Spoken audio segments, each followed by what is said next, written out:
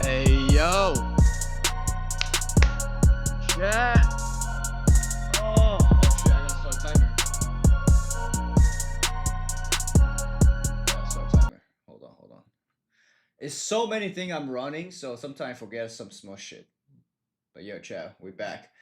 We back. We back. Let me run this, and we start. There you go. All right. All right. We good. Oh, chat. I been preparing to go live for the past 2 hours. Shit, has it been 2 hours? Man, I don't know. So, as you can see from the title, today is the day I'm deciding to speak out, which I should definitely speak out earlier, like 10 years earlier. But things happens in life, and there's no better time to speak about it than now. Which it doesn't even matter, to be honest, because it's been so long. It's been 10 years. Haven't seen you about 8 years. Not that long, bro. Not 8 years. More like 4. But I'm talking about the video today. You guys know about this video. Man, this video is my #1 video on my channel. One of my very controversial video. It was a very good video, but turns out to be somehow a bad ending, unfortunately. But today is the day I am going to reveal everything. Hey yo, thanks for the follow. Everything that I never talk about, everything that was behind the scene, from the haters, from people that still making videos today, everything. And I was looking at my old Google documents from like 10 years ago, and I found some interesting stuff that I wrote down 10 years ago. The truth behind the video, how does a homeless man spend $100? 10 years ago, right? As you guys can see, that was the video, right? I'm sure lots of you saw it. I'm sure lots of you remember it. 10 years ago. Crazy, time flies. I've been on YouTube when I was just killing it. It's been 10 years. Now all the people are like killing it.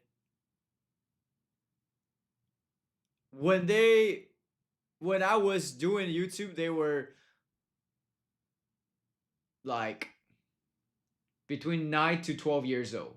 For example, Speed and Kai.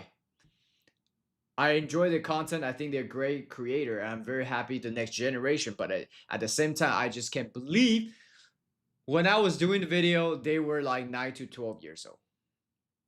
I don't know if they even seen this video. I don't know, because, you know, it was more of a mainstream media and everything. But so this is what we're going to do today. All right. What we're going to do is I'm going to watch again, rewatch the video, how it went down. Right? Then I will show you guys a script, not really a script, I guess a document I wrote about the truth literally 10 years ago. It has timestamp on Google Doc, you can see. And you will see more behind the scene versus what you see on the internet. And then we're gonna talk about also all the haters, all the fake news that was attacking me during this time after I'm telling you what was going through my mind, what was actually happening. All right, wait. Oh, I don't have the logo on it. And countdown wasn't on. Look at time. All right. Let me just check it. Everything's good. Cool.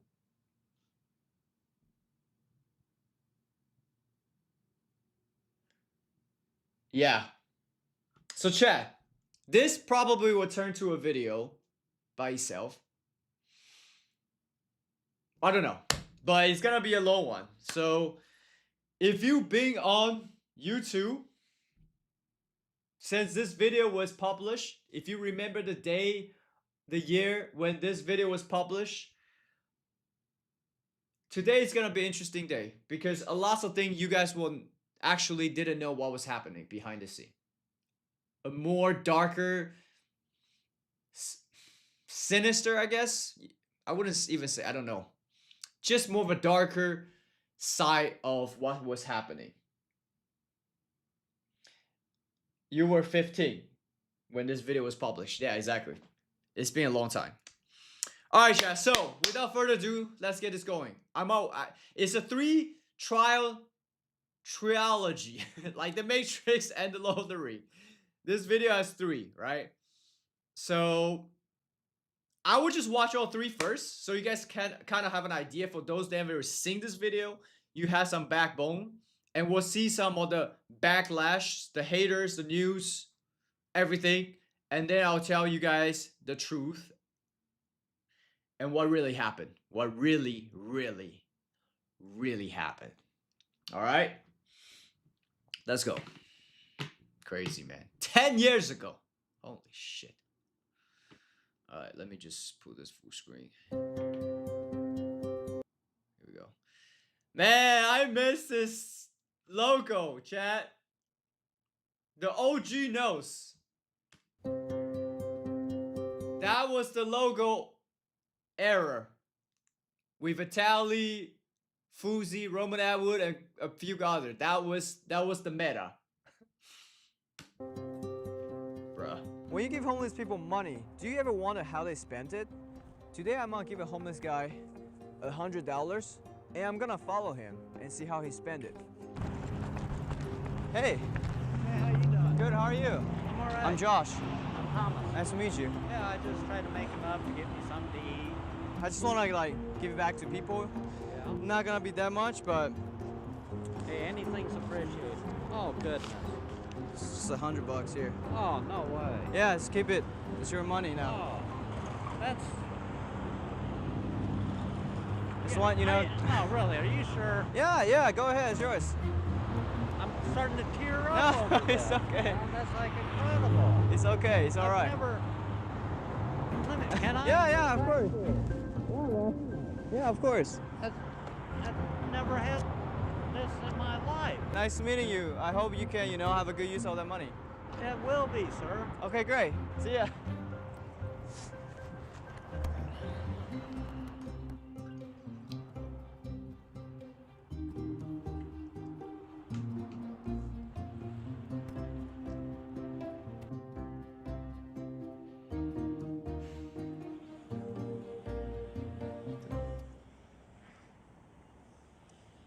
I still remember the background Yeah, just music. keep filming. Just make sure he doesn't see you. He just came out. What do you get?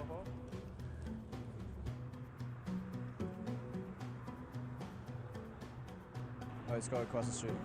Let's go, go. Let's go. Go follow him.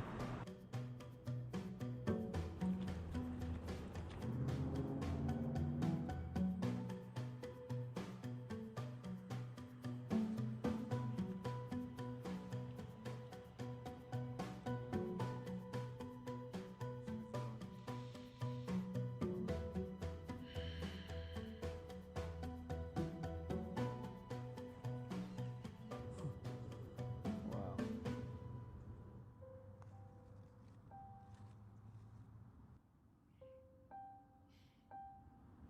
Oh. Just giving them food. I'm gonna talk to him. It's giving me goosebumps. Well, Hey. hey, what are you doing here? Hey, actually, come here. I need to talk to you. I'm looking to see. Getting I goosebumps. was following you the entire time. Oh, yeah? After I give you the money, we were there's a camera. My camera is right there. You see the camera? Oh, yeah. Do you even know them? Like, No. I feel like I owe you apologies because you went to a liquor store, right, earlier? Oh, you thought I was going to get all smacked up drunk, huh? I thought you're gonna buy like alcohol or something. Yeah, but there's things money can't buy, and my own, I get a happiness out of what I'm doing. No. Here, I'm fine. no, you just touched my heart. This is not this is not $100. No, this is. I want you to keep it. I'm stunned. I'm stunned. I'm I stunned don't by know what to say. Usually I'm pretty talkative. how you end up to like where you're at right now. Basically, I was living with my parents, and my stepdad had cancer, and they were getting hospice, but it didn't cover. The insurance only pays so much. I quit working because I had to be available. And so he passed away, and then 2 weeks later, my mother passed away from kidney failure. Building they're in is being sold, the condo, and I all of a sudden found myself homeless. That's been like 4 months now, and there's a lot of people that are just victim of circumstance, and they didn't go homeless because they're late, you know what I mean? Lazy or like No, drug addiction. It or, could be a divorce, and one thing leads to another. The man sells his boat, his home, everything, and all of a sudden he finds out he's got no money, and there's a lot of good people that are homeless. If you're doing good, you somehow be on a seam and you bump into good people. That's all there is to it. You're on a different path somehow in life. I can't explain it. Good seeing you again. Can't believe that just happened. Wow.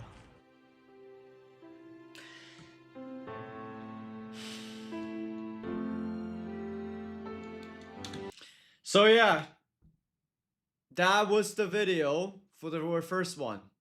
That one had 52 million views back in 10 years ago, exactly on December 23rd, 2014. That was one of my best video, most controversial video. Well, 500,000 likes? Damn, I didn't even notice. So chat.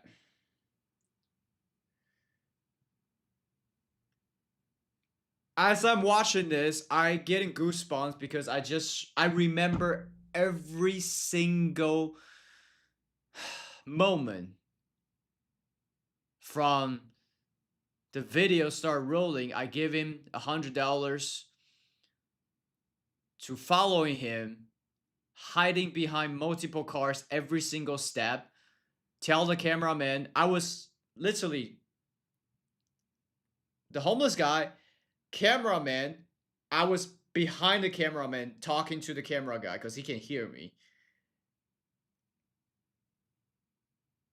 And I would say, make sure he doesn't see you, hide it well. We've been doing hidden camera at that moment was 6 months to 1 year already, so we already know how to hide a camera and not to be seen. And I remember it was a long ass walk tracking him, try to see where he's going. If you guys want, shit, I even pull it up for you before we go to the next video. I'll show you guys exactly Anaheim, exactly where it went down. I still remembered it vividly. It was between 91 freeway, I think it was 91 freeway, and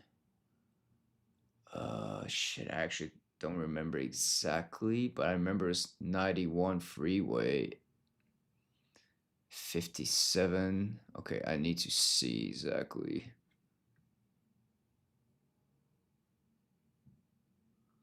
Damn. That's where I used to live, in Orange County, bro. Orange County.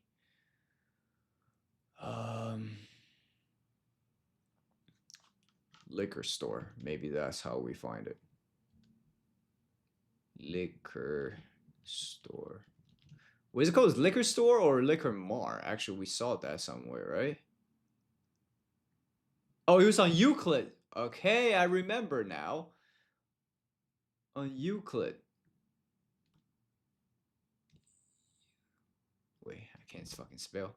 Euclid is EUCLID. I think it was this one. Let's see. Was that it? I don't know. Okay, chat. Actually, it's harder to see this way. Okay, this is Anaheim. I think I see it. I think I just saw it. This one.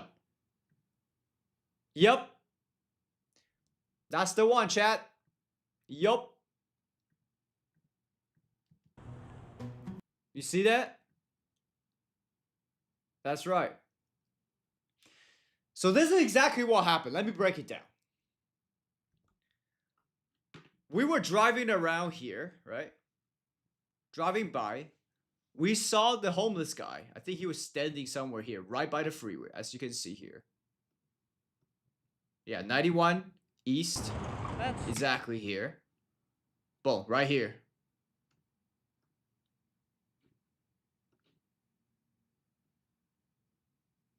Wait, what the fuck? Oh no, that's not where. But what the fuck? That's not where I want to go. 91 freeway, liquor store. Okay, can you come like here, my guy? Boom. There you go. Yep, right here, chat. Holy shit, I am time traveling. We're going back, all right? I was driving here with my guy. We try to see if we can find homeless people because they're always standing somewhere around here. I remember I lived in Orange County. And we saw him standing like here. That's where usually homeless people like stand at the time. This is 10 years ago. I don't know anymore. We were driving. I forgot exactly. We were driving this way or this way. I don't remember. I think we're driving this way. We saw him. We made a U-turn. I forgot here or wherever. Anywhere. Anyway, we make a U-turn. And then he's standing right here. I had the cameraman. I think he was standing here behind a car. Something like that. I don't remember exactly, but somewhere here. We were filming right exactly here, as you can see. 91 East. Right? It's exactly there.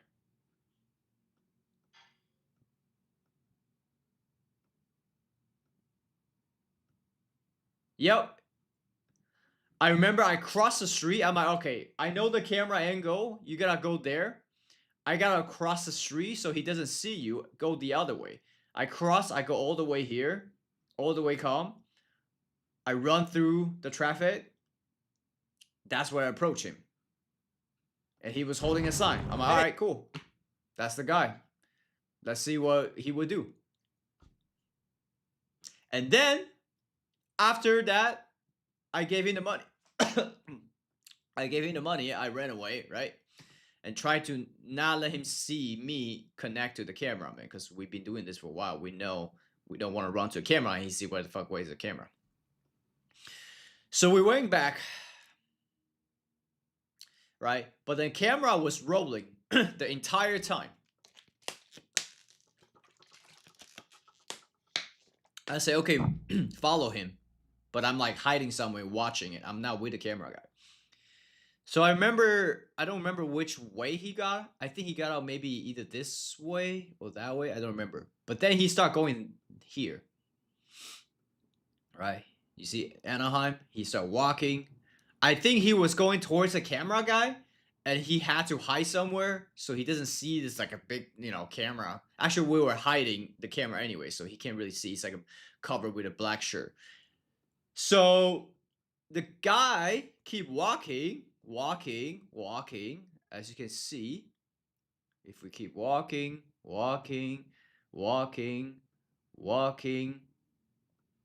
Okay. Okay, right here. Oh, okay, never mind. Maybe he wasn't walking this street. Maybe he was walking here. I don't remember. Yeah, it was 10 years ago. And then he comes to the liquor store. I think it's this one. No, that's Mint Liquor. Hold on, let me see which liquor store was it. This one. Okay, so you see right here. So, okay, I was right in the beginning. He come down here. That was Toyota Anaheim. And then he started walking down the way here. All the way here. Right? So he go all the way from here. Walking. Oh, shit, no. Walking down here. Right? Boom. And that was a car wash. Wait, where was it? Somewhere here. Yeah, somewhere there. Let me go here. Right here, right? He started walking. I remember I was following the cameraman because I cannot be too close to him. And I started catching up to the cameraman. And then we both kind of like together and then keep a distance. I think was it this one? Is that the liquor store? Yep. It has to be that one, I think. That might be it. But they changed the name or something. Or, I don't know. Just make sure he doesn't see you. Euclid Liquid. I guess it's the same one.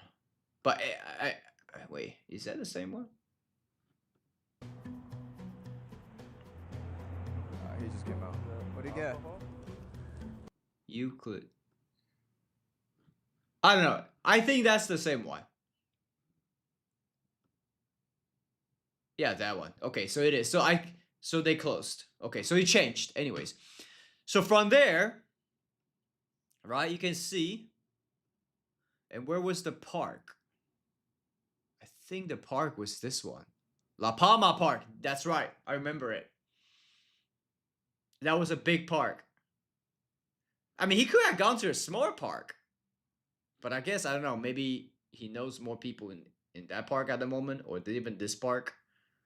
So this was the exact route he walked. I met him here, as you can see, right? He walked here to the liquor store, buying stuff. From there, he come to the intersection. I remember we filmed here. We were following him from here to here. And then this is the all the way long ass road. I was like, shit. I don't know how long we're gonna film and how long we're gonna follow him, but I guess we just gotta keep going. I remember, oh my god, I remember the Anaheim Medical Center. I remember we passed the hospital. All the way here. And he went to this park. I remember correctly. Yeah, from here. He passed in through that. Yeah, and there's like, this is like a bus station, and we were running, trying not to get too close to, so he would see us, but I also want to lose him. So we like basically, you know, keep it distant, but like always just like try to get a shot. And as he's walking, we're like, alright, cool, we gotta follow him. It was right here. This is exactly where he was crossing, right here. And then he walked all the way from here to La Palma Park. All the way to the park. Yep. Somewhere here. Holy shit, I'm time traveling. You used to watch me as a kid, so you must know this video. Today's the day I am revealed the truth. What happened exactly? After fucking 10 years. Right? Obviously, we're not gonna fucking show we've been freaking walking with him for this entire, I don't know how long this distance was. Wait, where'd it go? Oh fuck, I lost it. You know, that whole entire time, obviously editing, we cut it down. If it was live stream, you guys would have fucking see everything. And nobody would fucking try to, oh, actually, I would say, nobody would attack me for all this fucking bullshit, but still, trust me, people would still attack me. That's what I learned so far being on the internet and being a content creator. People will always find shit to attack you, even though you did nothing wrong. Alright, anyways. So everything happened. We raised a bunch of money. Right? All that. But that's later. Let me just watch the second part. So you guys can see what's happening. Okay, this is the second part, I remember. Right. Either he... No. It was Christmas time, so it was this one. Yep. Let me check. This was December 30. Yeah, that's right. Like, about like a week later. Like an update. Alright, so let's get back to it. So this is what happened next.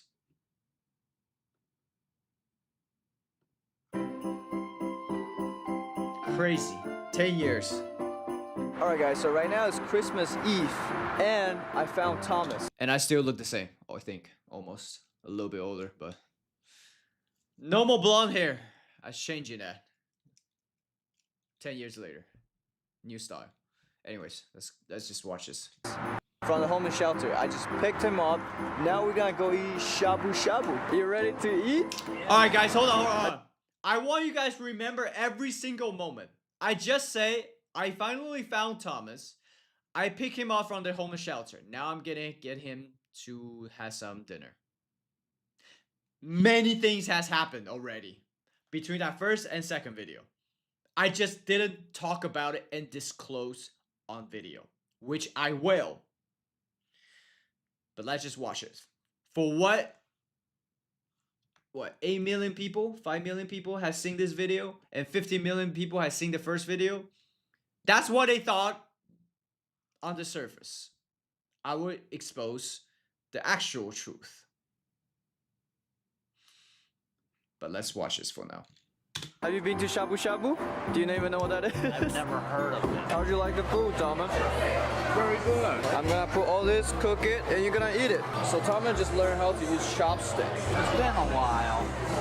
Now you're half Asian. Oh yeah. I've never seen a noodle. Keep in mind, guys, I was 24, 25 at this moment. And I was actually still in school. Alright? I was doing YouTube full-time, but still in school. Keep that in mind, and I will tell you why later. Noodle like this in my life. A clear noodle. So Thomas haven't seen a video of him in it. He never even seen the video. He didn't even know what was happening. He didn't even know like what happened. He didn't know about the money. He didn't know about YouTube, viral, nothing. He's homeless. I'm gonna show him the video. Let's see his reaction. That was a long walk, huh? Yes. I thought you were a college kid doing something for a... You went to a liquor store, right? For a cloud. My eyes are all bugged. You really... shocked me. Can't believe how gray I have turned. No, a year ago I had brown hair. Too much stress, maybe. I know what my parents are going through. It's when you hold it inside is when... Yeah. So how'd you feel? Shit, he literally said because you hold it inside. Chat, I've been holding inside about what I'm about to say today for 10 years. Luckily, I don't have that much white hair. Still black. But I know exactly what he man. And coming from this guy, I've been holding it for 10 years. All the haters, I never properly had an opportunity to express and say the truth. Today I am revealing. Oh, 18 million people have seen you and growing. That was I can't 18 wrap my million. head It around turned it to yet. 50 That- million. Yeah, you still don't know what to do with. That's amazing. So now we finish eating shabu shabu. Let's take Thomas to have a nice little sleep. You ready, bro? Sleep. Hello. Good, good. We want to get a room for this gentleman. Okay. Are you ready, sir? Ready. Here is your drum roll. Here is your key. Let's do this. Also, keep in mind, his attitude, his aura was so uplifting at this moment. He was just such a kind soul, uplifting soul at this moment as I'm knowing him with what, like just few hours. So I was like, great, this guy's deserved the world. Maybe he was just in a bad situation, you know? And you can see he has good attitude, he was funny, he was kind. I'll continue. All right. Turn it on. Wow, this is a big room. And check this out. You got your own jacuzzi here. That's pretty wild, isn't it? Whoa! Check this out! I've never seen something like this. You got your own jacuzzi, bro. This is as wide as it is long.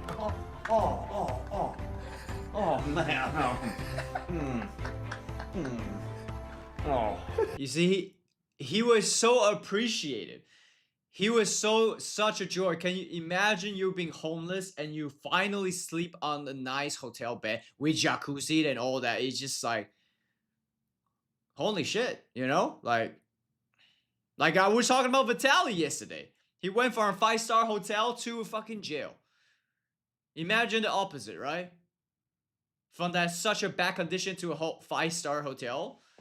I don't think this was a 5-star hotel, but it was a nice hotel. You know, it was nice bed, better than in the streets or a shelter.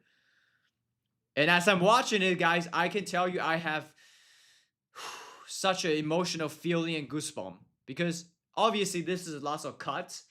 I was there every single time filming it. I feel like I'm reliving this situation again. I was there. And I was really joyful and happy genuinely for this guy.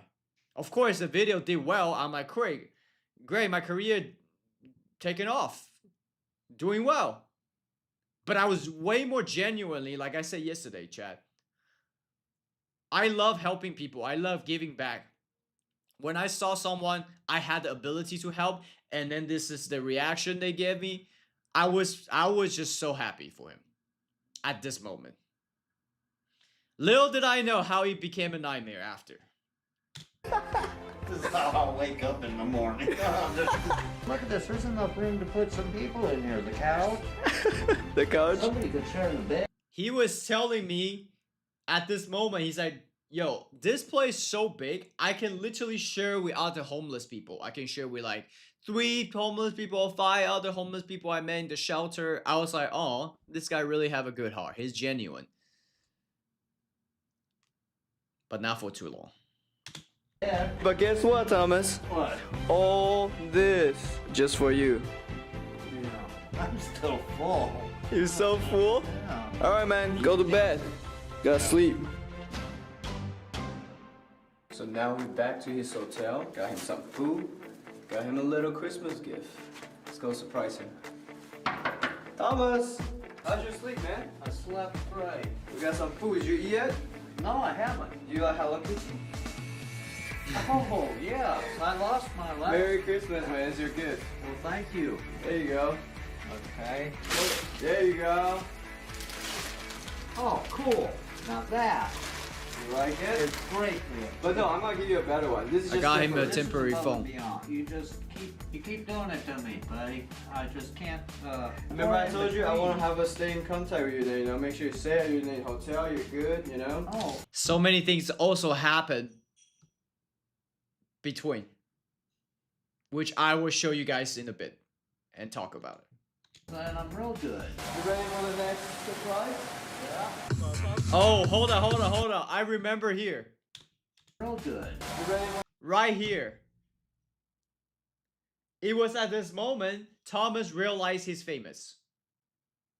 When he got out of the hotel, we had at least 2 or 3 people come up to us, take pictures with him. Because he was all over the news. The video was going viral. So he was like, what the hell is going on? Why people taking a picture of me? I'm famous or something. But as me, I was a YouTuber already. So I was like kind of used to people come up to me. So my eyes fine. But for him, it was like a brand new experience. Which I will also talk about it later. the next surprise? Chat, that was my car.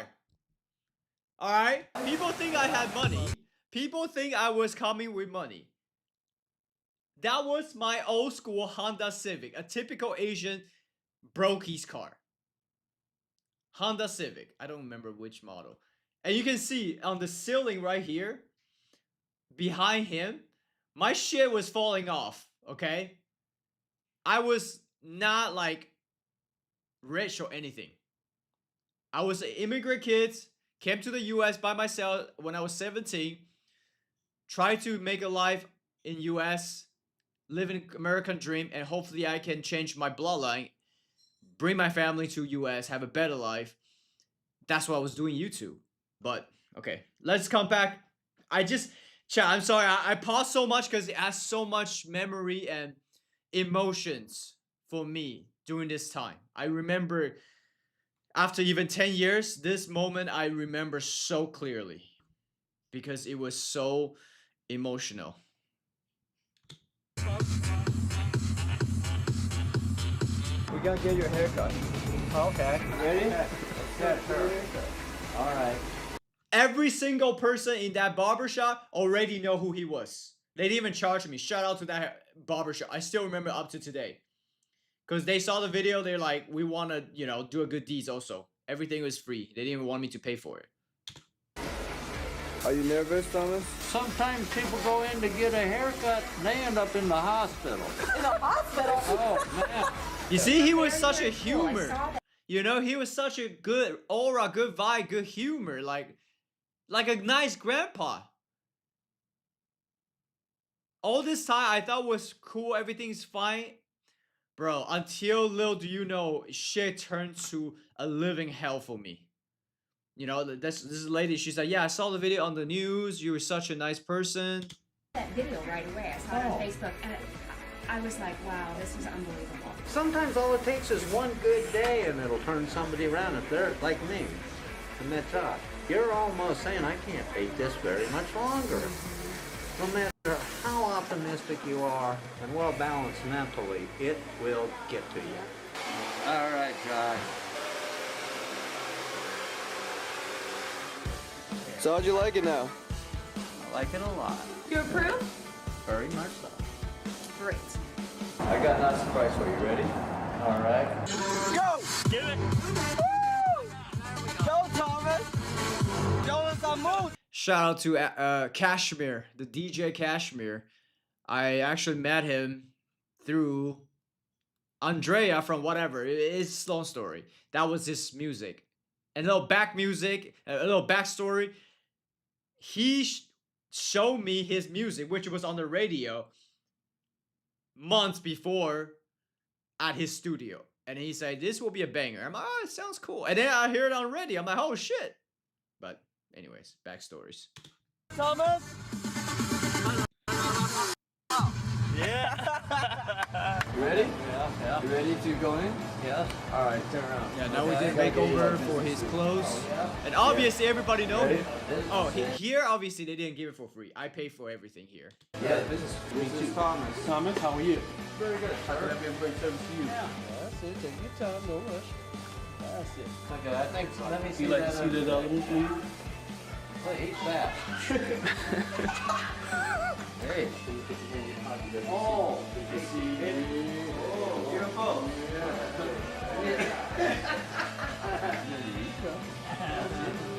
Like it? Yeah. Stand straight up, Mr. Thomas. There you go. Good job. Shit, I remember I was editing this video, bro. All this subliminal soundtrack, I did all the editing. So it's not just emotional for me as a person in the video, shot the video, editing the video. It is just so personal to me. How you feel? Show us. Yeah. Ready to eat? Oh, yeah. We're going to just get a little of everything right now. There you go. Look at this. I just took like one of a little, just a little bit. Which one first? Sushi. This is how you eat sushi. Chat, imagine you're in the street begging for food for a little change. $100 already shock him, and I gave him 200. And now he's staying at a nice hotel, eating food for free, buffet for free, have a nice makeover haircut for free, a nice suit so he can go get a job and an interview for free. Keep that in mind until you see what actually behind the scene. Wasabi.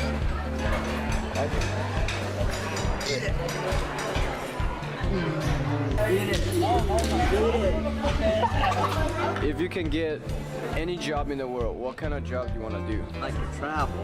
Be one of those travel hosts. What you used to do? I do painting and drywall and tile and cement work. All right, guys, we're just got back to the Thomas Hotel. We're super full. How you feel, Thomas? Well, Cody's already passed out. As you said, Super Bowl. Do you like all your Christmas gifts and surprises? Yes, I did.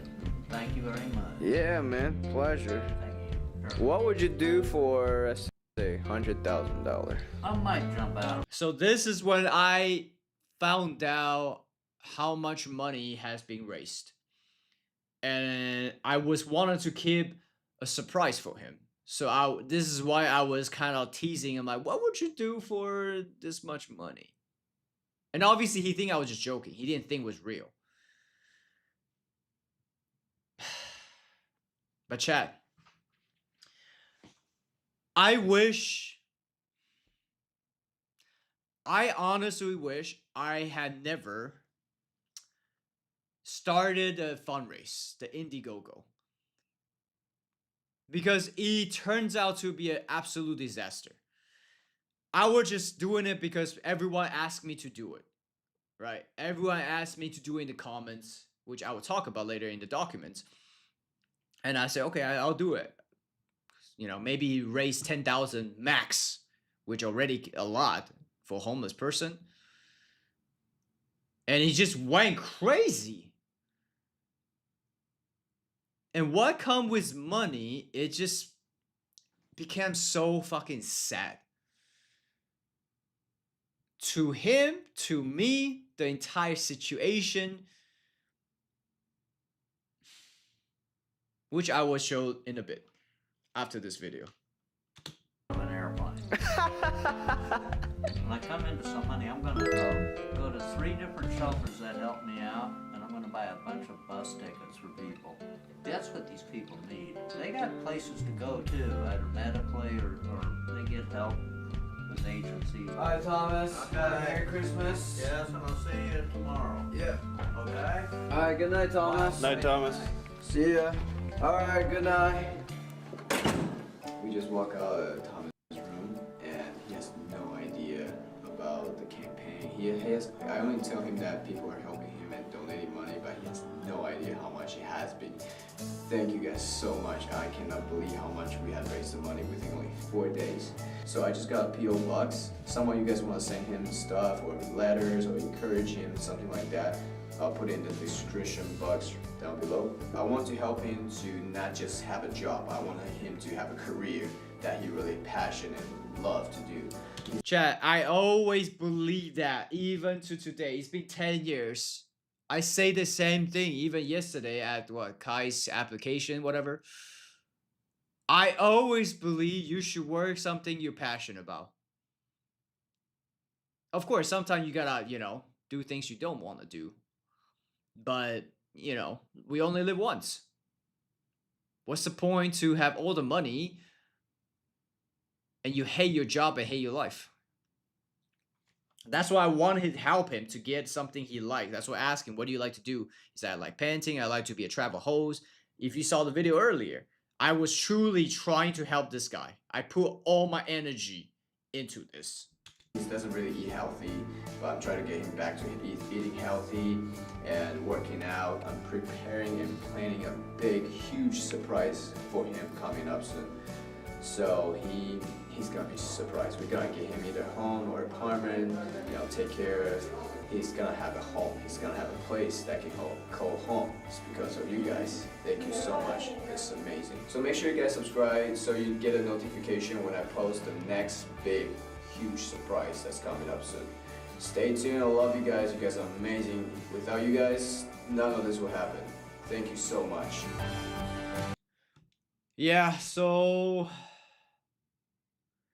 that was that. Before I reveal the last part of this trilogy video, I think it's time to show you guys the Google Doc. The truth. After 10 years, the things I never really talk about, I'm going to talk about today. I just literally searched like Thomas.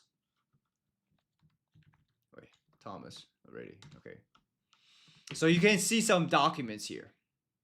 It's all back in 2015. Right? Something like this. Some are like lawyers. They did some, because had to hire lawyers for some background check because the agency, the management I was with, they didn't even believe me, chat. Fuck them. They didn't even believe me. This is why everything was happening behind the scene. I didn't talk about publicly. The management I had at the time, fuck Keith. Fuck his management. He stole so much money from me and other creators on Facebook and many other things. But that's the other day, another story. So the management hire a lawyer. He's saying like, oh, it's to help me to make sure everything is, proper and everything is legal, tax. Turns out the lawyer was on the management side and they would try to protect their ass. So if anything bad happens, I was the one to be blamed, not the management. So they hired a lawyer, tried to investigate me, ask me all the questions, and they found nothing. They found nothing that was fraudulent, nothing that was unreal. Everything I say was real. Everything I say was true. And here's some documents, right? So they look up Thomas' history. Okay? He said, okay, we want to see any criminal history of this guy. Because I think it was mentioned maybe after on the news or something, or his brother or something. I don't remember exactly.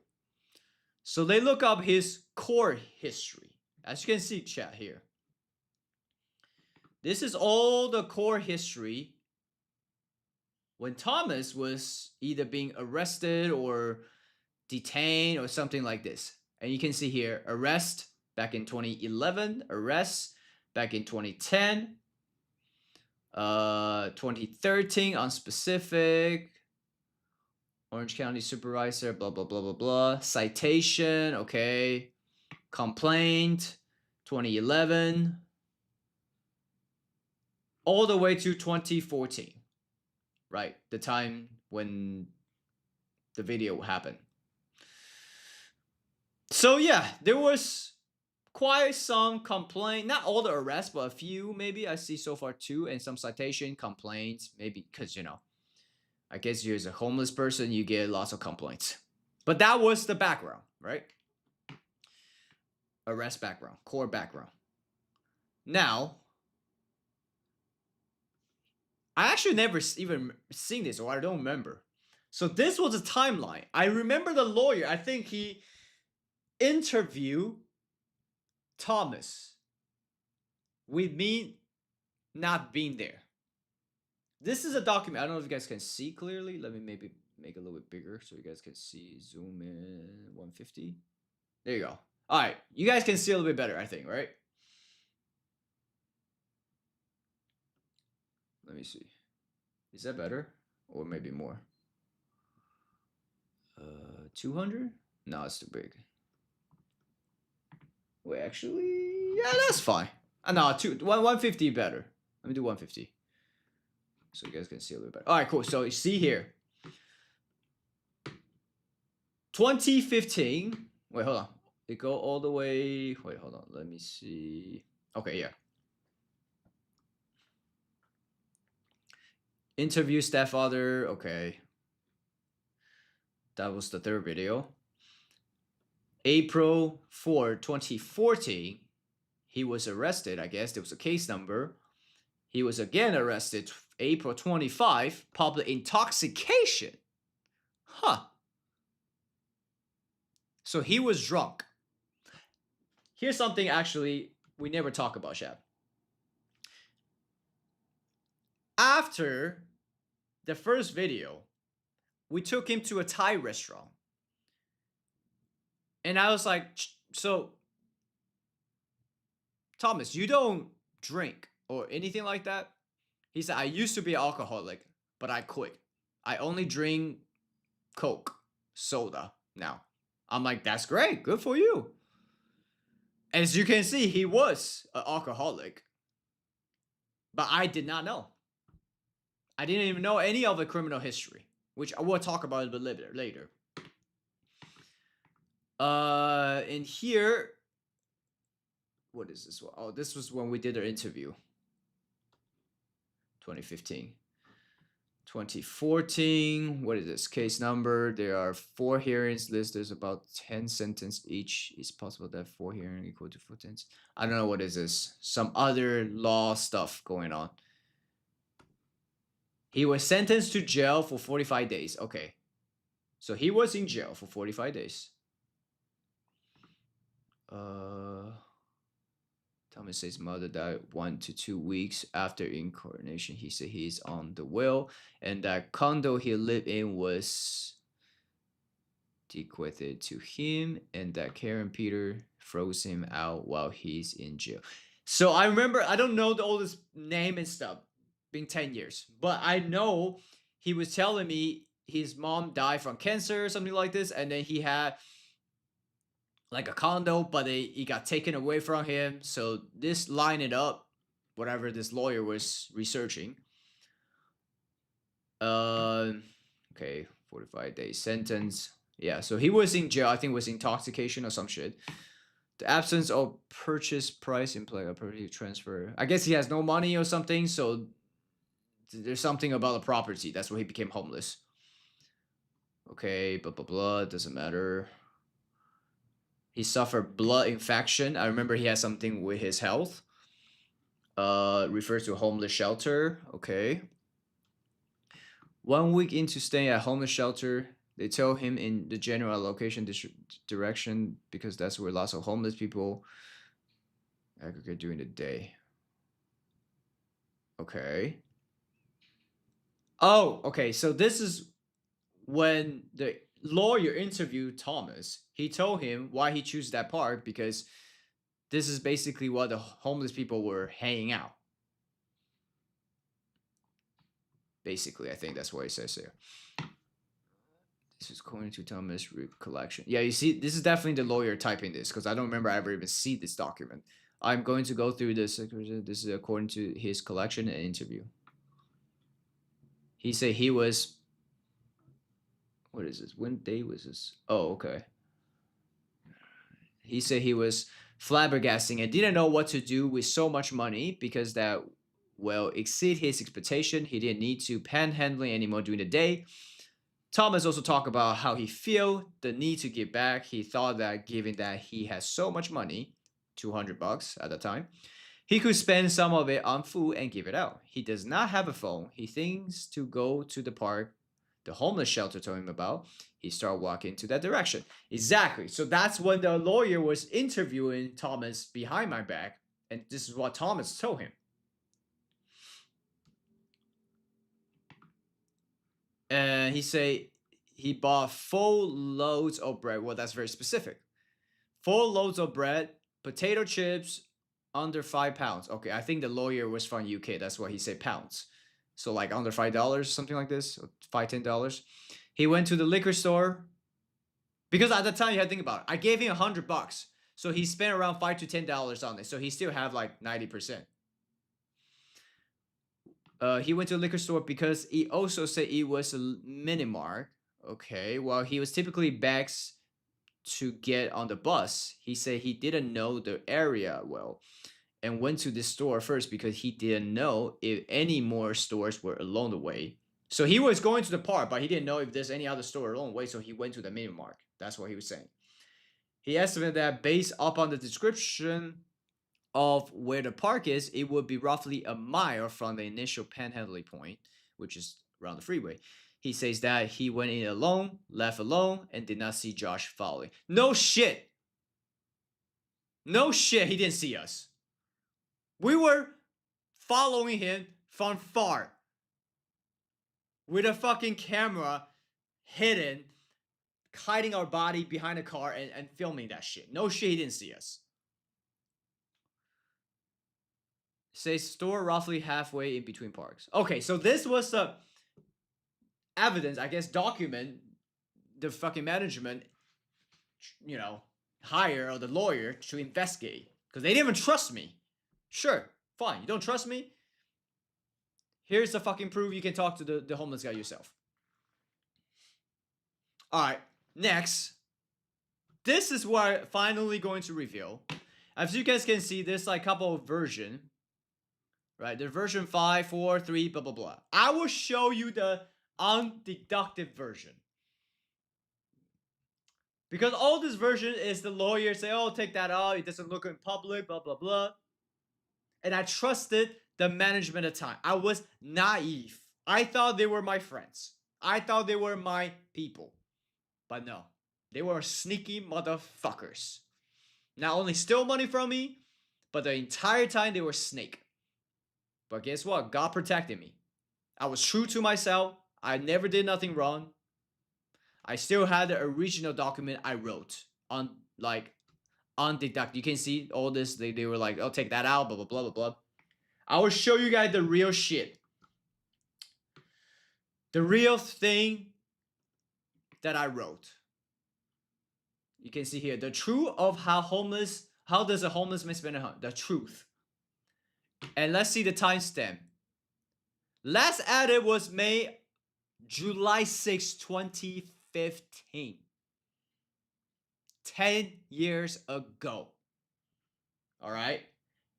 That was when everything was finally over.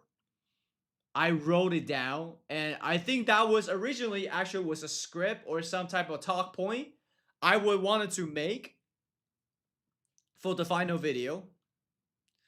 I think that's when I found out like he passed away or something like this. I have so much emotion and so much things that was in my heart, in my head, that the public doesn't know. And I had the management pressure me, the lawyer pressure me, say certain things don't say, let it die out. But no, fuck that. They were on my side. They were even my friends. So I'm gonna talk about everything here. It's about 5 pages. 3 pages? Oh, is this not the original one? Let me see. Okay.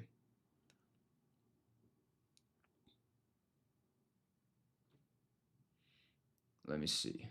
The full story. Okay, there we go. This one. I think this is the one with 5 pages. Yep, 5 pages. Alright, chat. So, here's the grand final. What I really want to talk about today. And that's view it in 150. Can you guys see? Or maybe 200. Okay, maybe I put my face. Wait. Let me put my face a little bit higher so you guys can see.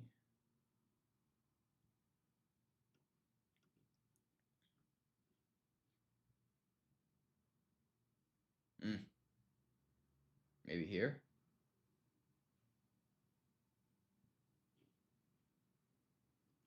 Okay, let me see if you guys can see better this way. Okay, yeah, you guys can see better. Or maybe down, actually, I don't know. Oh, fuck it. Let's just keep it this way. Talk points. So this, again, I will try to put everything down on my mind. But actually, I didn't put 100% things down. I put about 90% things.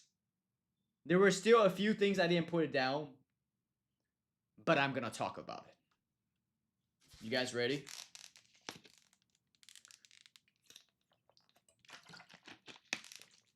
So you guys just saw the first 2 videos.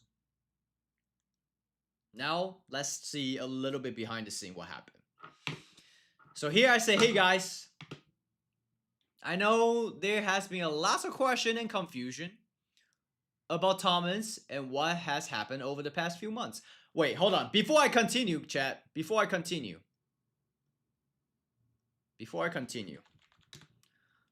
I want to show you guys what I mean by confusion. Okay? I want to say what I mean by questions and confusions here. A lot of questions and confusions. Because, let's take a look. Okay. H3. This is a lot of question and confusion, which we will watch.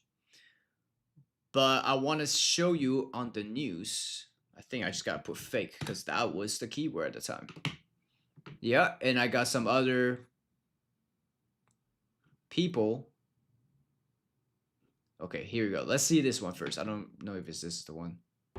It's just $100 here. Oh, no way. Yeah, just keep it. It's Right your here. money now. Hey, what's going on, everybody? This is Sean from Promotion TV, and in this episode, I got a little help from a good friend of mine, Tyler. What up? Welcome to another episode of the YouTube Buzz. Thomas. The overwhelming response led Josh to start an Indiegogo campaign for Thomas. Now, to date, the campaign has raised over $135,000. And this was shaping up to be one of those Cinderella type stories. Then out of the blue, rumors started to surface that the video was staged and that the homeless man was not homeless at all. It gets deeper. Now, allegedly, the homeless man in question, Thomas, whose real name is allegedly Kenny Nickel, is apparently sitting on an inheritance of $150,000, according to his alleged brother, Kevin Nickel. According to news sources, Kevin is allegedly concerned that his brother is being manipulated. Yeah, there's a whole lot of allegations, because the story's not yet clear. So with that said, JoshPalerLin posted a comment on the video, as well as on his Facebook. I understand some of you have heard or saw the false allegation about the story. Everything they say was untrue and false. Facts. We already spoke to our attorney and ready to take legal action towards this false allegation. Everything about this story is true and real. We will be speaking out on a couple national television news to clear out this false allegation as well as legal action towards these people who are behind the false allegation. Wish you all have a new year. But claiming the authenticity of the video. He also mentions he's already taken legal action against the individuals behind the false allegations. So if indeed this video is authentic, well, thumbs up to Josh. But if not, then this sends a really bad message to everyone. And this would probably cause people to think twice about all those well-meaning YouTubers who's really wanting to do something good and special for the less fortunate. So how is it? Yo, So at least this one he was like, you know, being the middle ground. He doesn't say like, you know, like this fucking piece of shit. Fucking piece of shit. Chat, I forgive him, but I never forget. I always knew he's a piece of shit. He still is. But anyways, let me just watch everything. I remember there was like a news station. I think it was this news. Cause those motherfuckers, they just see, okay, it's fake. Let's fucking hate on Josh. Yeah, let's get some views. So he get 5 million views by fucking saying some bullshit. And at the time, chat, I didn't really respond directly. You know why? Because when I was in school, I was a motherfucker getting bullied. And I feel I was being bullied online. I was being bullied online. Right? So I was like, you know what? I'm just gonna let the truth reveal. I'm just gonna let people see what is real, what is true. But so many dumbass online believe a hypocrite and fucking dumb motherfucker looks like this. Incredible. In my career, I realized how stupid people are online. We'll talk about that later. One-on-one with YouTube prankster JoshPalerLin. Thing where's no, that's not. This is the one where his brother's talking about brother.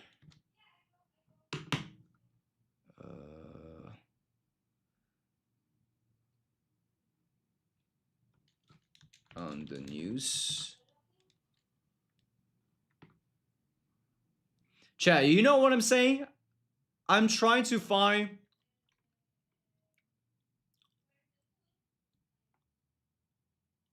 Man, I can't even find it anymore. Let me see if I can find it on Google. If you guys were there, you know what I'm talking about.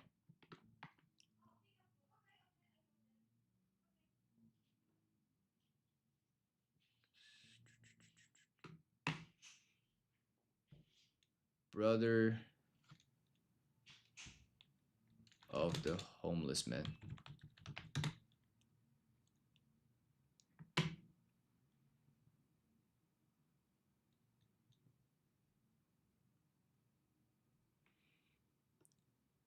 Man, it's too long ago, chat. Too long ago. Anyways, if you guys didn't see it. Okay, and we have. Where is it? Okay, let me go back.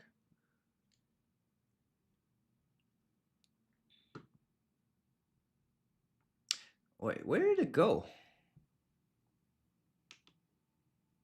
Okay, right here. Alright, we'll watch this video after I tell you guys everything. So, right here. So basically at that moment, a bunch of people start attacking me online because Thomas' brother went to the news and say, that's my brother.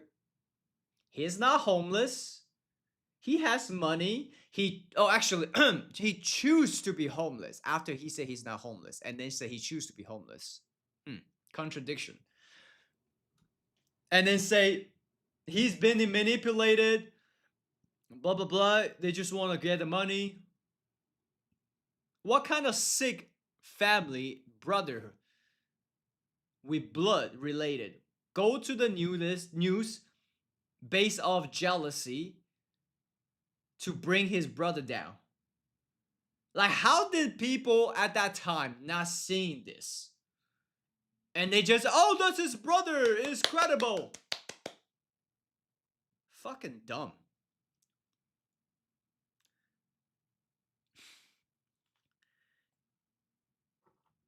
And obviously, all the YouTuber at the time who actually was less subscriber than me, less attention, whatever views than me, they were all jump on the hate train, right?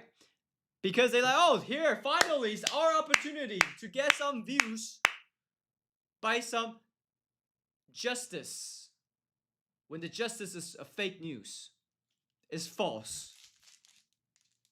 For someone like H3H3.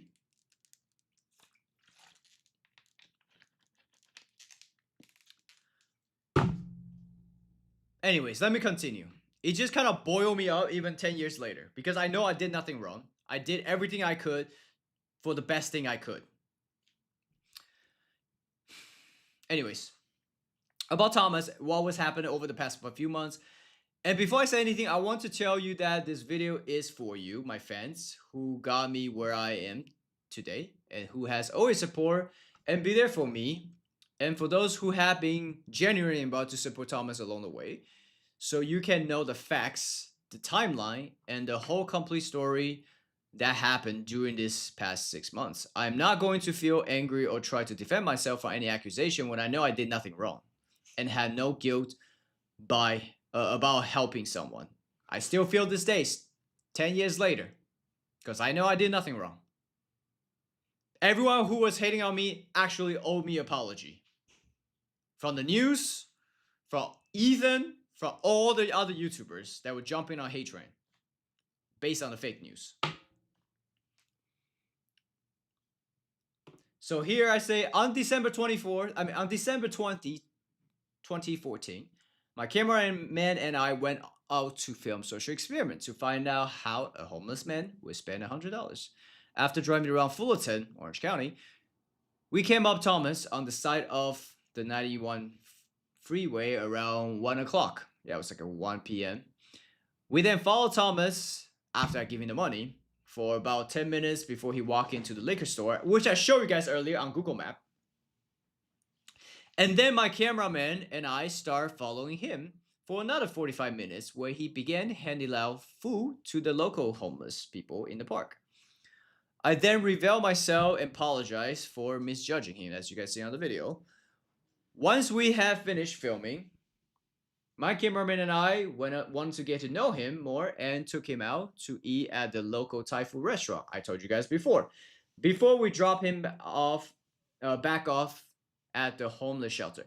I remember this specifically. Someone, I forgot who, someone was trying to, it was like a guy, it was a nurse guy.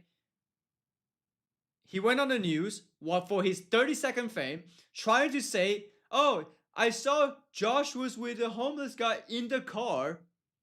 No, you dipshit. It was after I take him to the fucking restaurant, take him to the shelter. I remember I took a fucking picture of the receipt because I take every picture of the receipt to see how much I spent. Anyways, I had a time span where the guy said he saw me. It was after we ate lunch. Anyways, everything I remember clearly, I was so pissed when people try to bring me down when they're fucking fake. Anyways, where were I? Where was I? Thai food, dropping out of the homeless shelter. Okay, I published a video on December 22nd, and it went viral within the first 6 hours. I remember I was looking at my YouTube creator, and I was like, holy fuck, this shit's going crazy. When I finished the video, I thought it's gonna be, okay, maybe 1 million views, 2 million views, max 3 to 5, max. Right?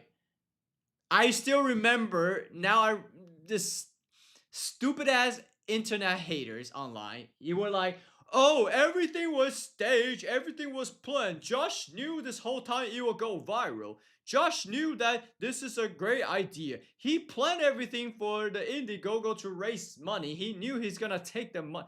Like, bro. I was just so dumbfounded how crazy and cynical and stupid how some people are. I was just so speechless.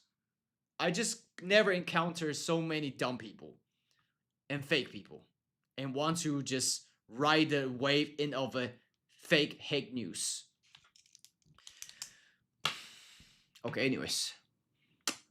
I got a lot of requests, which I did on my social media, on my DM, on the comments. Yeah, comment section, and all my social media. People are asking me to start fundraising a campaign so they can donate to him. I've never experienced and done anything like it before. So I tried my best to find a website and link to the video. And the website I found was Indiegogo at the time. I was like, all right. I literally put the link, the picture of the video. I'm like, cool. You guys have been asking. Sure, here you go. It's probably, not that much, like maximum 10,000. Like I say here, I thought of a goal of 10,000 goal to raise in 1 month. 10,000 in 1 month should be reasonable and good enough to help him.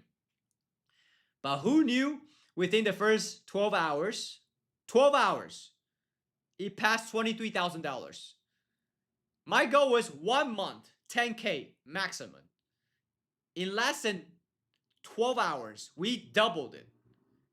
And then there's still people like, oh yeah, everything was planned, staged, and it was manipulated.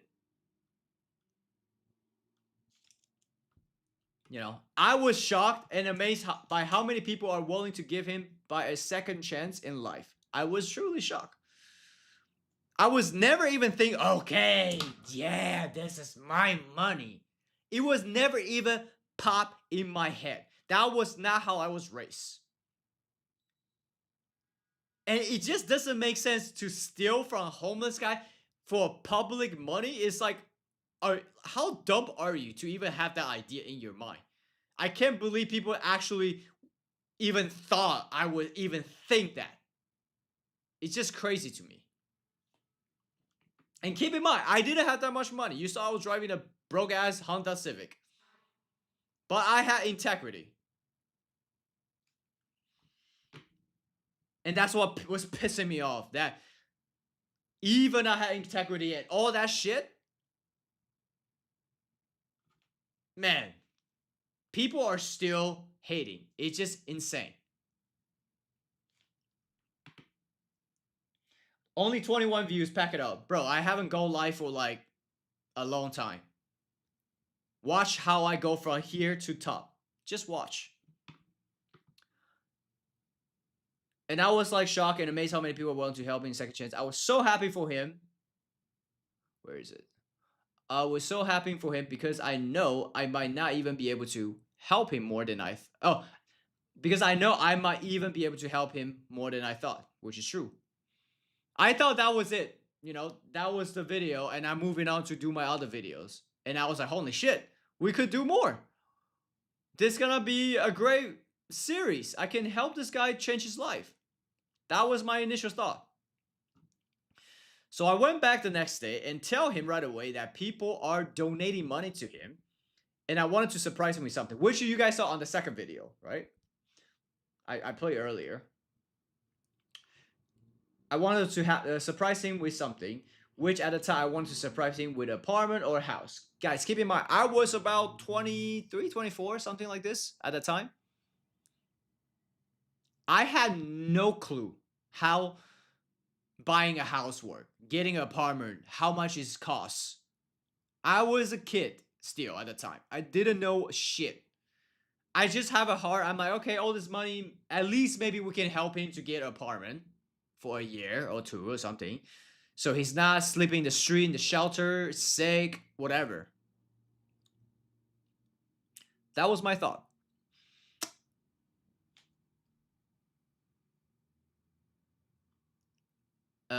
He was very shocked that so many people want to help him and couldn't register that in his mind.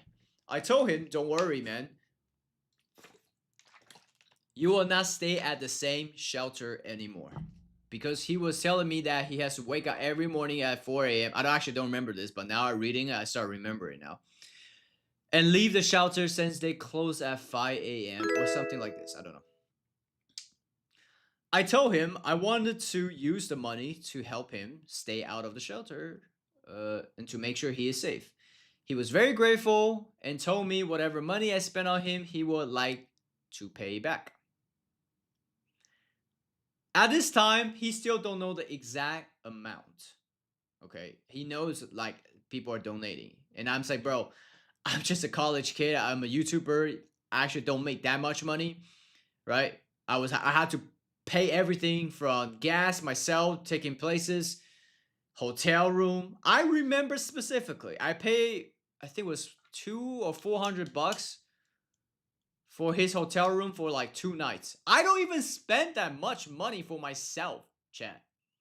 My rent at the time, I was paying, I think it was like $500 a month. I don't have much money, chat, at the time when I was even a YouTuber. I was saving up. You know, I think I had maybe 40, 50K max after doing YouTube for like a year or so. Okay, where are we? Hold on, where are we? Okay, so he would like to pay me back right here. I told him, okay, you know, I appreciate it. Thank you. I definitely would need you to pay me back because I don't have that much money to do this for a long time. You know? And he said, don't worry, I'll pay you back. No problem. I'm like, okay. I told him, don't worry about it right now. Let's just focus on how to get your life back. He stayed at the shelter on the 23rd. And his best friend, here's the thing, Chad. Here's the thing. The things you guys don't know about to reveal. There was a best friend, his name also Thomas, okay? He messaged me on Facebook on the 24th after the video was, you know, on the news and everything. He messaged me, he said, Josh, this is exactly quote from him. Josh, you recently did a story on my best friend. His name is Kenny Thomas Nickel. He knows who I am. My name is also Thomas. Call me ASAP, please. Very important. I've lost all my contact ever since you did that video of him. Please call me back at blah, blah, blah, blah. I have a screenshot at the time, blah, blah, blah. Yeah. I don't even know where that goes. That was 10 years ago when I wrote this. But I probably can find it somewhere deep in my hard drive. So there was this guy, actually a very, very good guy. His name was Thomas. I can still vividly see his face in my mind. This guy messaged me. He said, I thought in the beginning, I thought there was some scam, some bullshit. And turns out it was true. This guy, Thomas, it was his best friend. I think they actually met in jail. Which you saw the document before. He was in jail, I think, for intoxication or whatever it is. So he being friends with him, right? And I was a little bit afraid because, you know, when people know you have money, you have some fame on the news, I was a little skeptical when he messaged me that. I was trying to be, you know, a little aware. Maybe he tried to use him or anything like that. But turns out he was a good man, which I will tell you later. So I called him and I asked him if he can go to the shelter and pick him up. If he can find him there. You know why? Because I was still at school. The shelter doesn't open until 5 p.m. So his best friend called me around 5:30 p.m. and told me that he found Thomas outside the shelter waiting in line to get in. So I told him, please pick him up and I'll be on my way. Because I was in school, Chad. We met outside the gas station nearby the shelter. I remember this. I remember this so vividly. He went to the shelter. He found Thomas before me. He picked him up. So he didn't have to stay in the shelter anymore because I want to change his life. I went to the gas station. I saw him. And I saw both Thomas. We met outside the gas station nearby shelter. And here's a picture that his best friend. I think I took a picture of us. Showed the picture. Okay. There's some picture somewhere. That was Christmas Eve. And as you guys see from my video, I tried my best to give him the best Christmas Eve, which is the second video he ever had. I didn't spend my Christmas with any of my friends or family members, but with him. And make sure he has a place to stay as well. Give him a couple more $100 if he needs anything. Keep in mind, I had no money. Literally, I don't have that much. I'm saving up, but I'm literally helping this guy as much as I can. And from that day, which was December 23rd up to March 11th, I cover every single expense from hotel, daily food, cell phone bill, giving him cash for living expense, everything, etc. out of my own pocket. Because the money wasn't going to be released from Indiegogo until February. So chat, all of a sudden, I have a big babysitter. I had to babysit a homeless guy 2 times all my age while I was in school and a YouTuber, both full time. Meanwhile, I get attacked by the news, fake news. I get attacked by someone like H3H3 Ethan. Just have an idea how much was going on during that time in my life. And all I want to do was help this guy.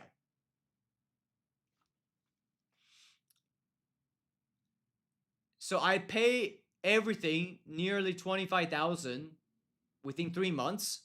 And someone gonna be like, oh my god, how do you pay 25,000 in 3 months? You scam. You still take money, 25,000 out of the donation.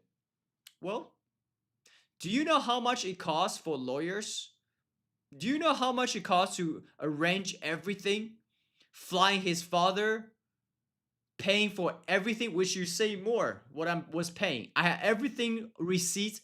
I have everything documented because I knew some motherfucking dumbass hater will basically say some shit. Anyways, I was paying everything out of my own pocket without any interest at all. Obviously, I'm not gonna charge the guy interest, but if I want to be a real dickhead, I'd be like, all right, cool, I'll cover everything because I don't have that much money, but you owe me 5% interest. I didn't do that. I wouldn't.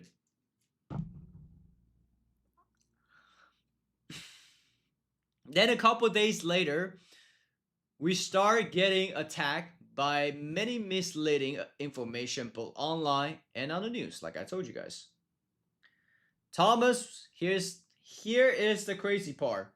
Thomas was very upset at his blood-related brother and told me a lot about his disoriented family situation. No shit. I should have known better. How does a guy become homeless when he has family? Obviously, there's disoriented. If I had no money, absolutely no money, I would not be homeless. Because I know I will have friends, I will have family to let me sleep on the couch or whatever. I will not sleep on the street. Right? So obviously this is something going on. But I was naive. Like I say, his energy in the beginning, his aura, everything was so positive, funny, nice guy, genuine, helping out the homeless guy. That's the guy, that's the Thomas I saw. Do you guys think I would like, oh, okay, yeah. If this thing was, everything was fake and staged, I would have absolutely, check his background. Oh shit, this guy got arrested before. This is not good. Wait, chat. My screen just fall down.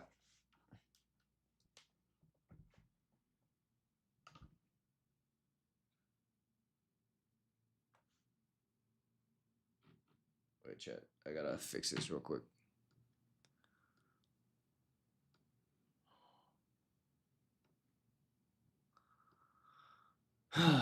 I still feel the energy even 10 years ago because it's just injustice. Alright, we're back. So what was I saying? Yeah, I would say if I knew everything from his family situation to his, arrest history, like he was an alcoholic before, why the fuck would I do money racing, all this shit? Fuck no. But people don't use logic. They just, oh yeah, the news say this. Oh yeah, this YouTuber H3 say this. This is fake. Josh is fucking fraud. He killed a homeless guy. Insane. Up to this day, 10 years later, I will still sometimes, not as much anymore, I will still sometimes see people like, oh, you the guy that killed the homeless guy, right? Dumbass. Retards.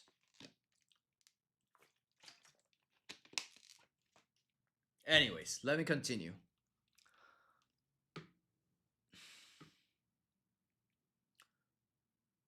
Where is it?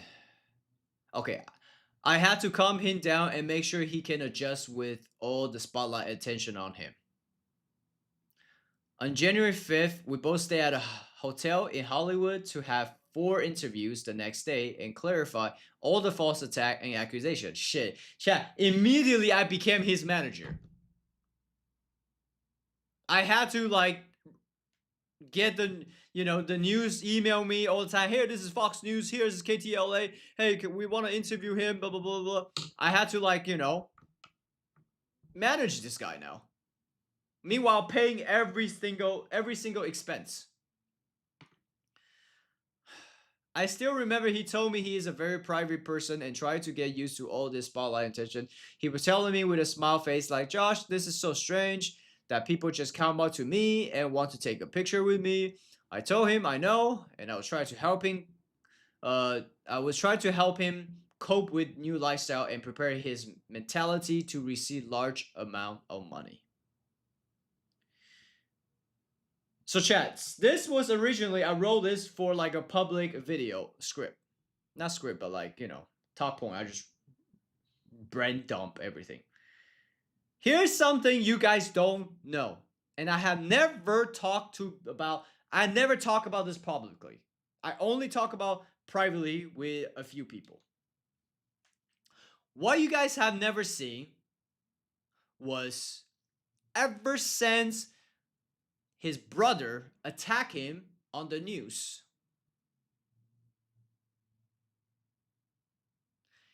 Thomas, a guy that was alcoholic, went to a liquor store, didn't buy alcohol, was trying to buy food and helping his fellow homeless peaks. Because of the news and his brother and everything was happening, he started to drink. Behind my back. I didn't even know. The time when I knew he started drinking was when I went to the hotel. The hotel you guys saw when I put him in the hotel. That hotel. Because remember, I gave him some money.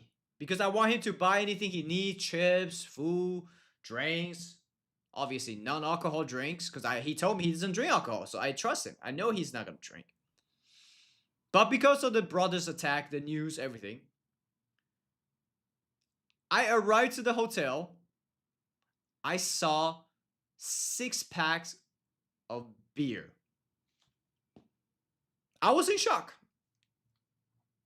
I was like, is this yours? You're drinking this? And I can smell the alcohol.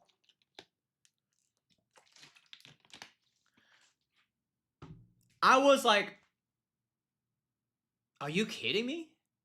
You say you're quit. You don't drink. He said, yes, my brother stressed me out. Everything that's spotlight that's happening right now is stressing me out. I have to drink. So he relapsed from his alcoholic personality. So chat, imagine.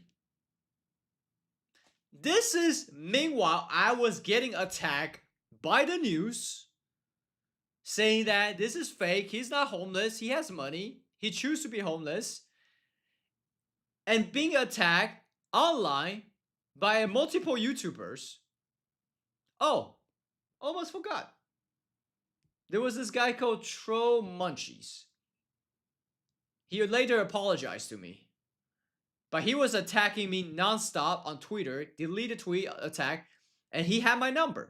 He was leaking my number constantly and deleted. So people would harass me during the day, during the night, to harass me because of that. Meanwhile, all that I had to deal with, now I have a new problem. The star of the show, the star of the video, now became drunk. Now starting to drink. I'm like, holy shit. Are you fucking joking? This is not the guy I knew. This is not the Thomas I met.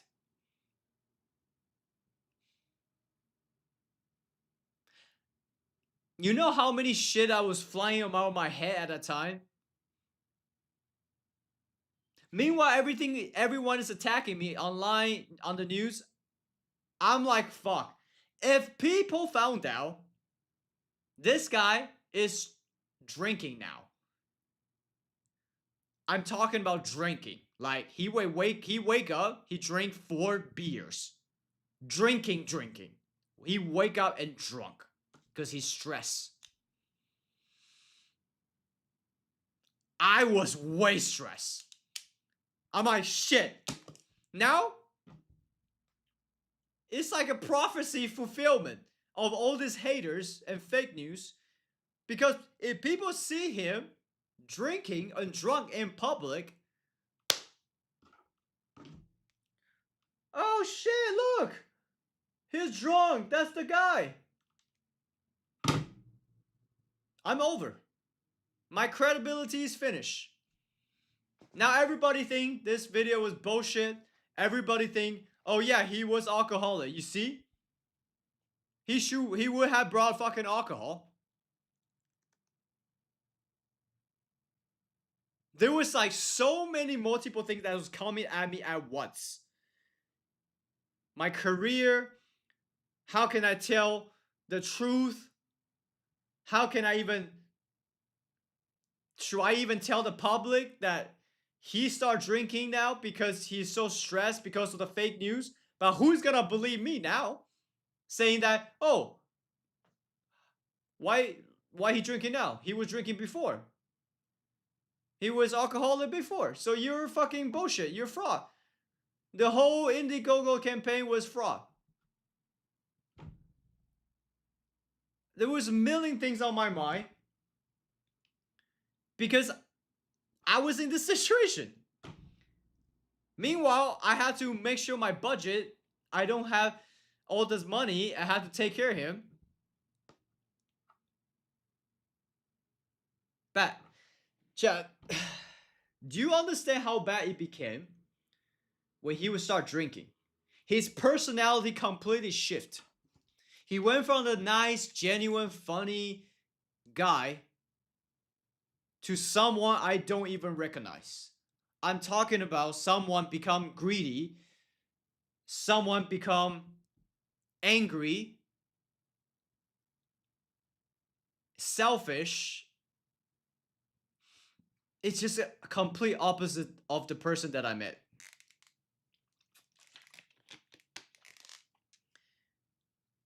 And he gets so drunk, chat. He gets so drunk. He will shit and piss himself in the bed. The hotel you guys saw in the second video, I had to pay $450 alone for cleaning fee because he shit and pissed himself on the bed in the hotel room because he was too drunk.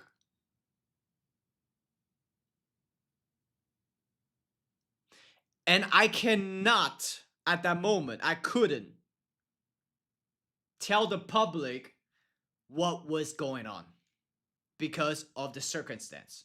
Because all the fake news, everyone was attacking me already. Imagine I say like, oh guys, this guy is drunk all the time. It's like, what do I do?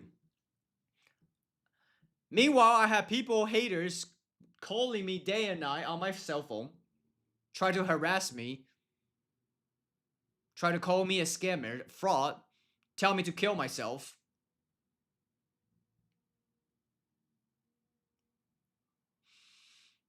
That was the 3 to 6 months I was going through.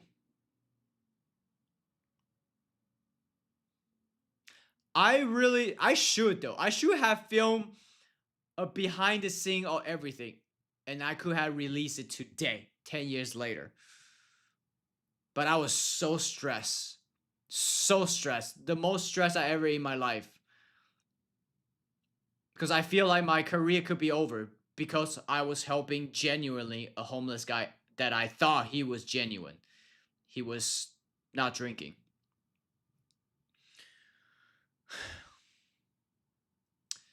So, you know, I'm sorry. I had to apologize. I hide that from you guys for 10 years. Because I just couldn't. I don't know how to say the truth about him starting to drinking because he was stressed and everything that's happening and he became a monster. I had to suck it in. I had to take all the hit, all the fake news, all the hate for the past 10 years. I don't know why I decided to talk about it today, but I don't know. Today was the day.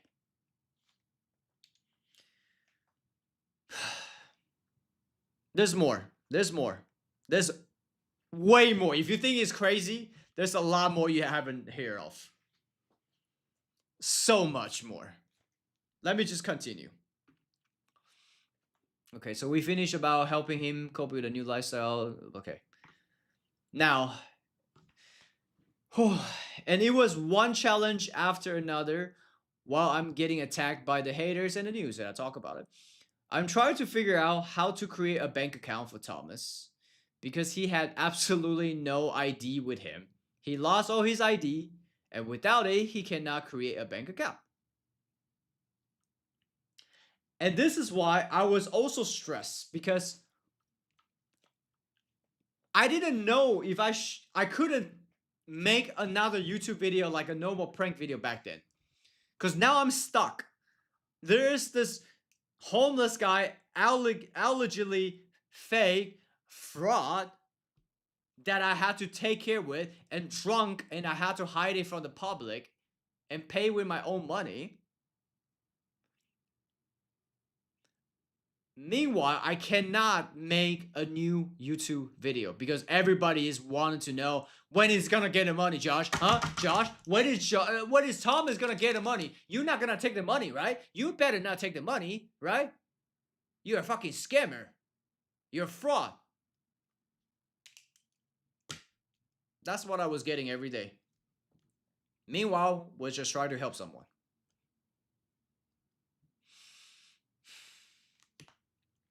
Anyways, I was honestly stressed out every day and night. Not exaggerating.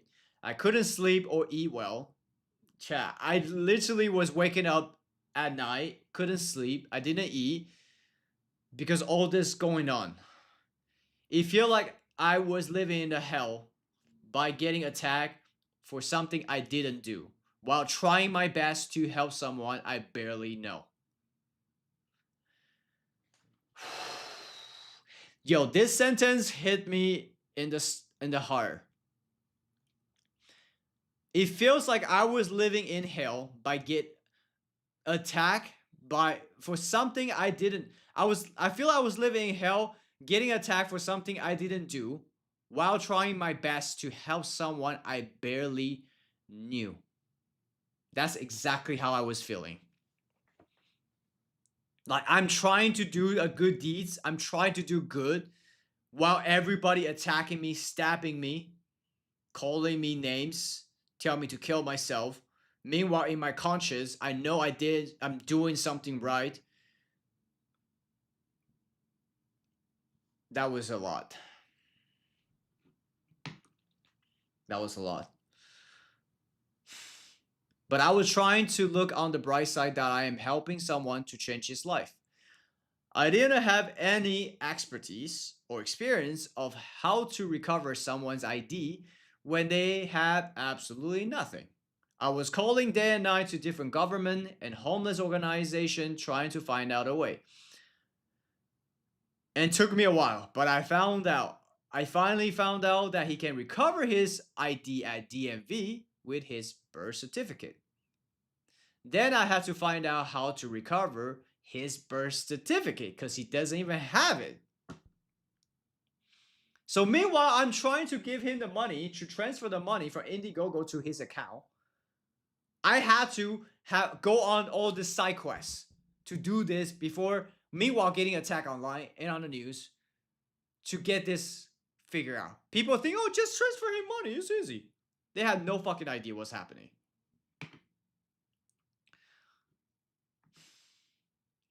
It was a long process to just try to establish a bank account for him because to cover birth certificate, If it's a brand new, you have to, verify the person. It might take weeks, months. Then you have to get his ID and from DMV to mail it. You guys know how long DMV works. And from that, go to the bank account and take some time. And then we can get the money transferred to him. And meanwhile, I cannot make a new YouTube video. I'm stuck. I'm being attacked. I'm being put in their box that this is shit. My reputation is online. I couldn't do nothing. And meanwhile, I had to take care of a drunk homeless guy, make sure he doesn't go to public and get exposed. And while in college, try to maintain my grades.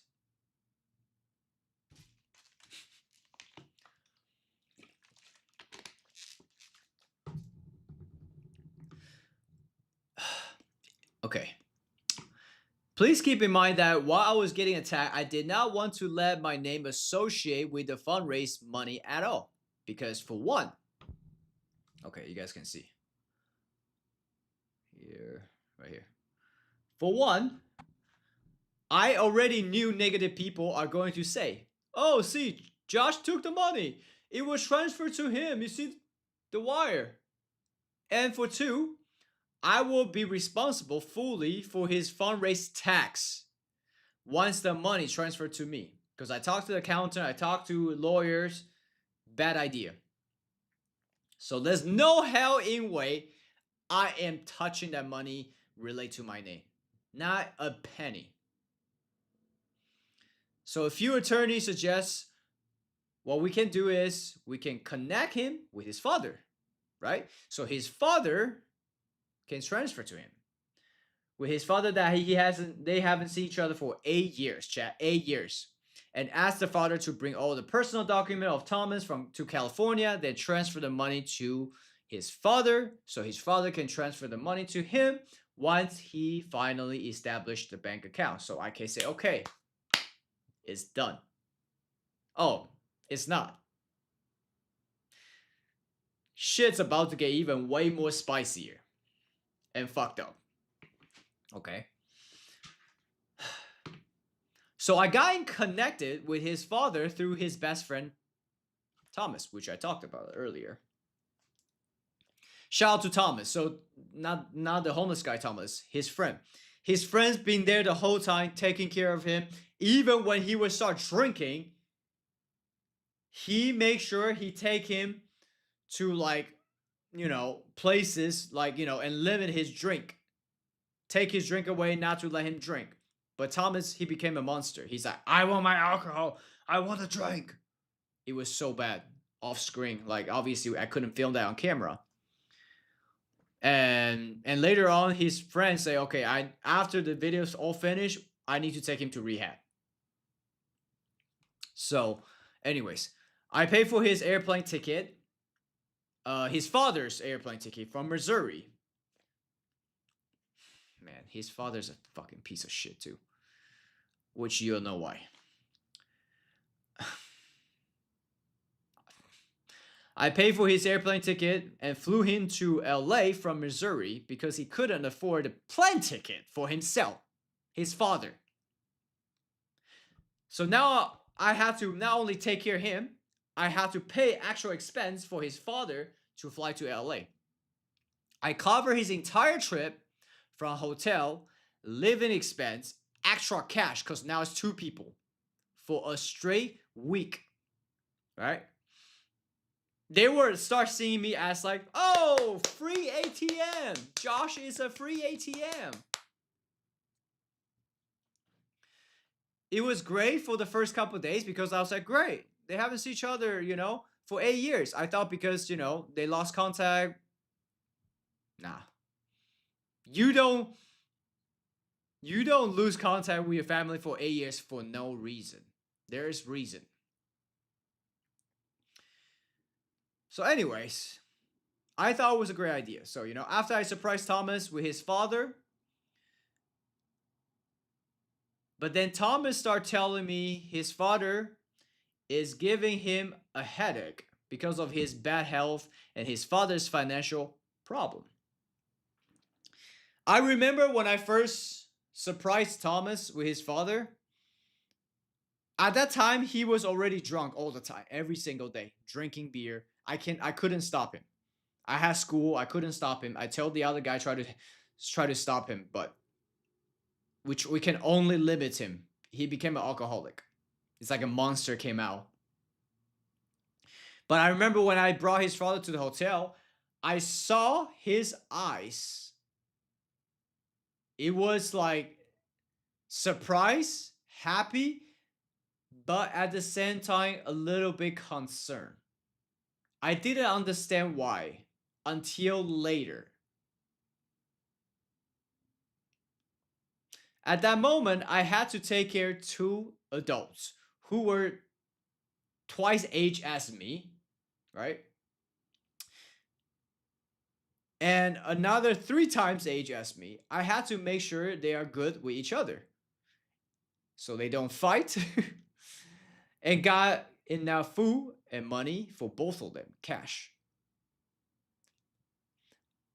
I still remember his father even start asking me money after the first day. Say, hey Josh, I need money because I parked my car in the parking lot of the airport.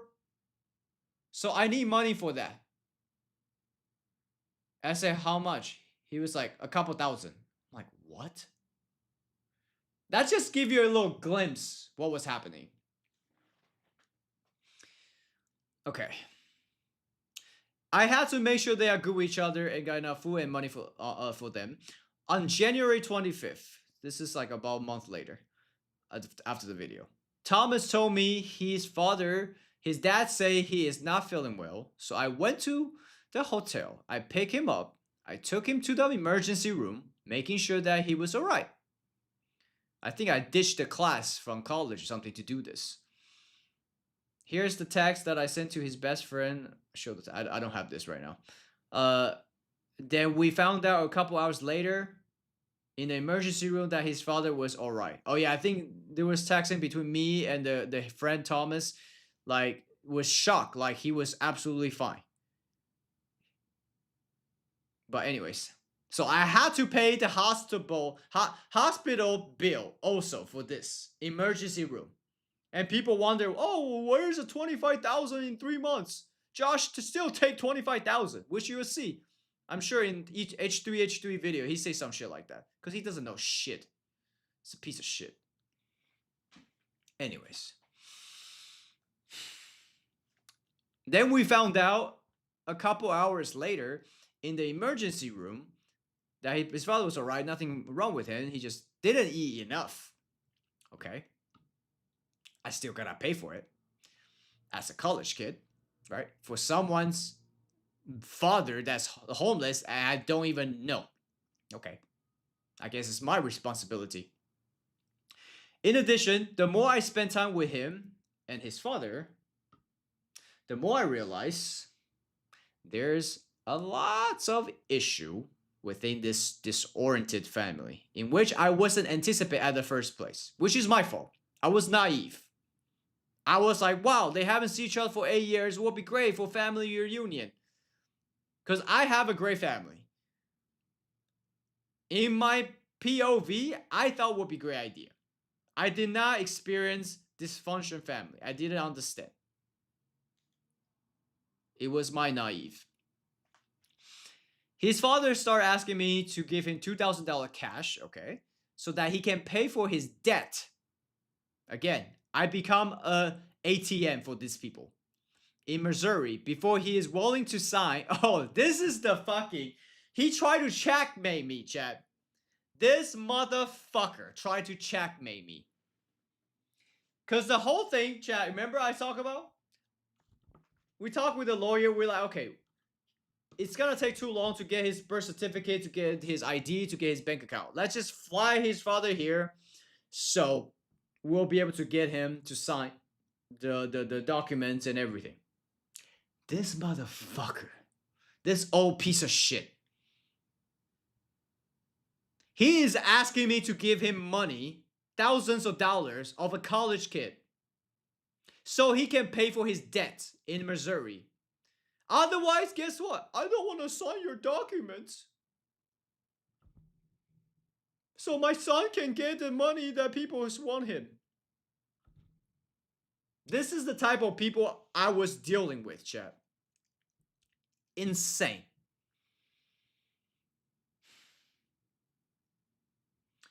Pay for his dad before he is willing to sign the agreement to transfer the money to him, then has to transfer to Thomas. He didn't want to sign it.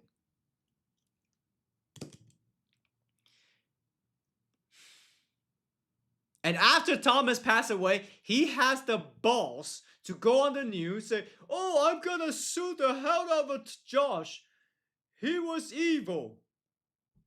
He made all this up. He was the bad guy. And obviously the fucking dumb internet gonna see the news, say, oh yeah, you see, he killed the homeless guy. The father's gonna sue him. I've been waiting for 10 years. I had never got a fucking lawsuit. I'm still waiting. Please come sue me. Insane. And people are dumb enough to believe this shit.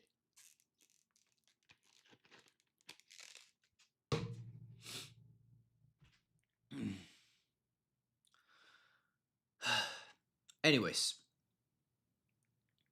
Oh yeah. And guess where the money goes now? It transferred to Thomas. But he died, right?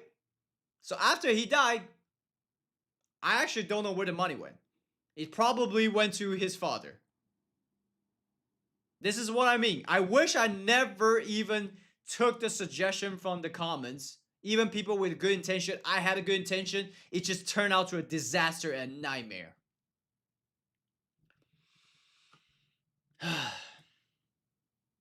Okay, anyways. After many discussions with the attorney and Thomas, we decided to transfer money directly to Thomas without his father getting involved. After I start finding out his true color. Actually, both of them.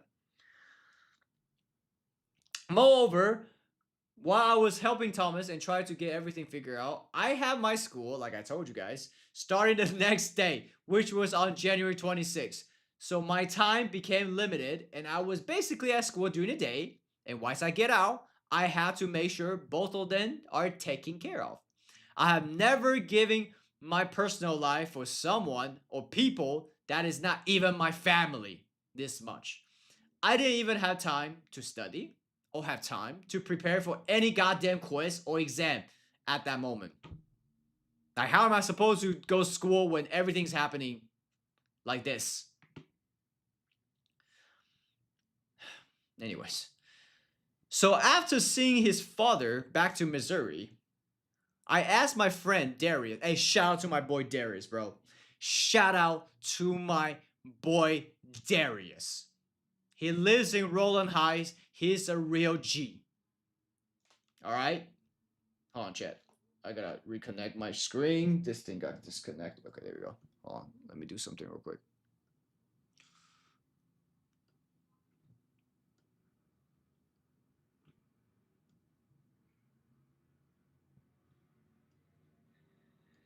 Okay, we're back. Shout out to my boy Darius. Because, you know why.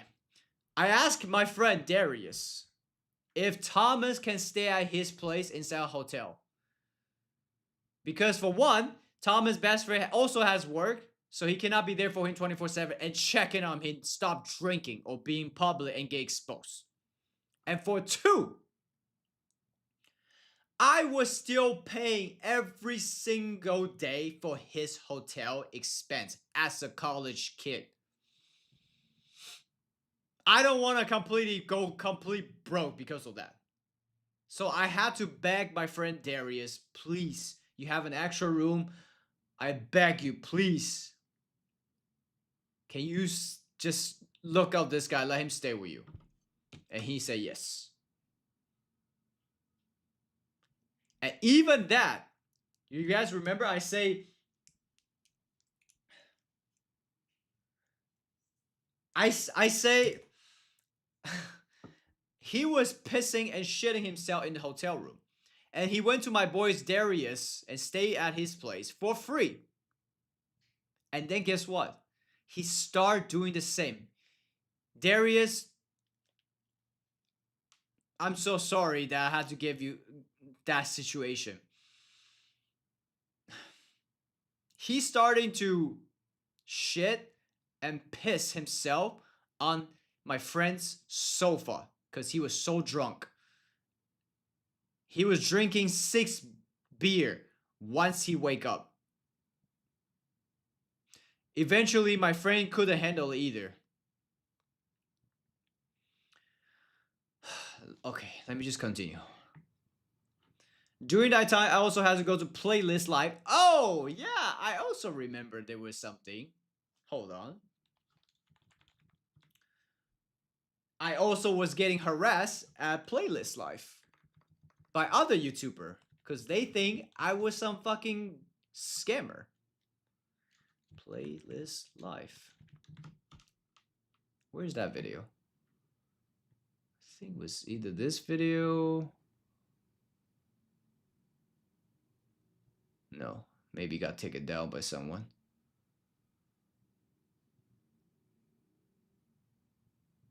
I think someone took it down. What is this video? I've never seen it before.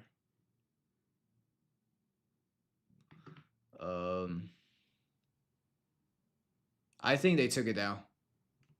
Aha, I remember this video as well. We're gonna watch it.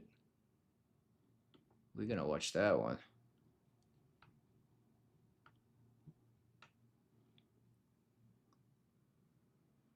I think it's called Where is the Money?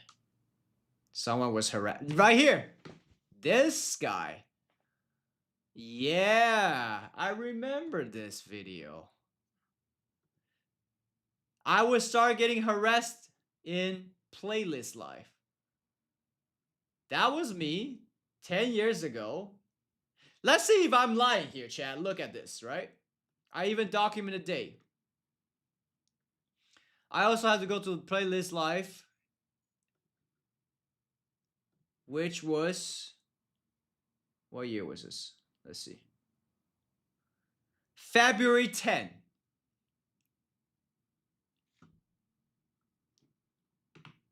Look at this shit. I was just getting harassed. I remember there was this creep. This fucking creeper.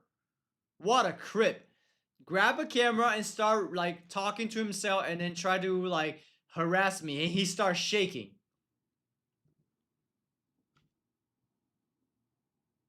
And there's Roman Atwood. I was talking to his wife, I think, at the time when this started. Yeah, I was talking to his wife at the time.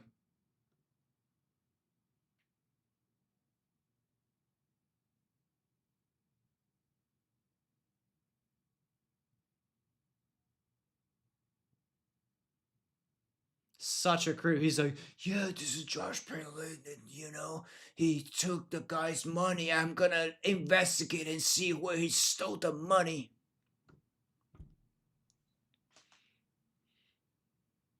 Oh shit. Hold on, chat. I just realized my audio is not working. Give me a second. I'm glad I checked it, because sometimes when my OBS get a little bit dumb. Hold on, chat. Let me fix this real quick.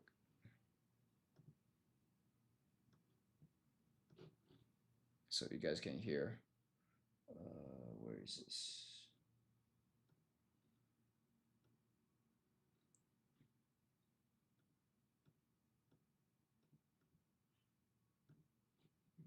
Okay, let me see. Can you guys hear this? Yep. All right, cool.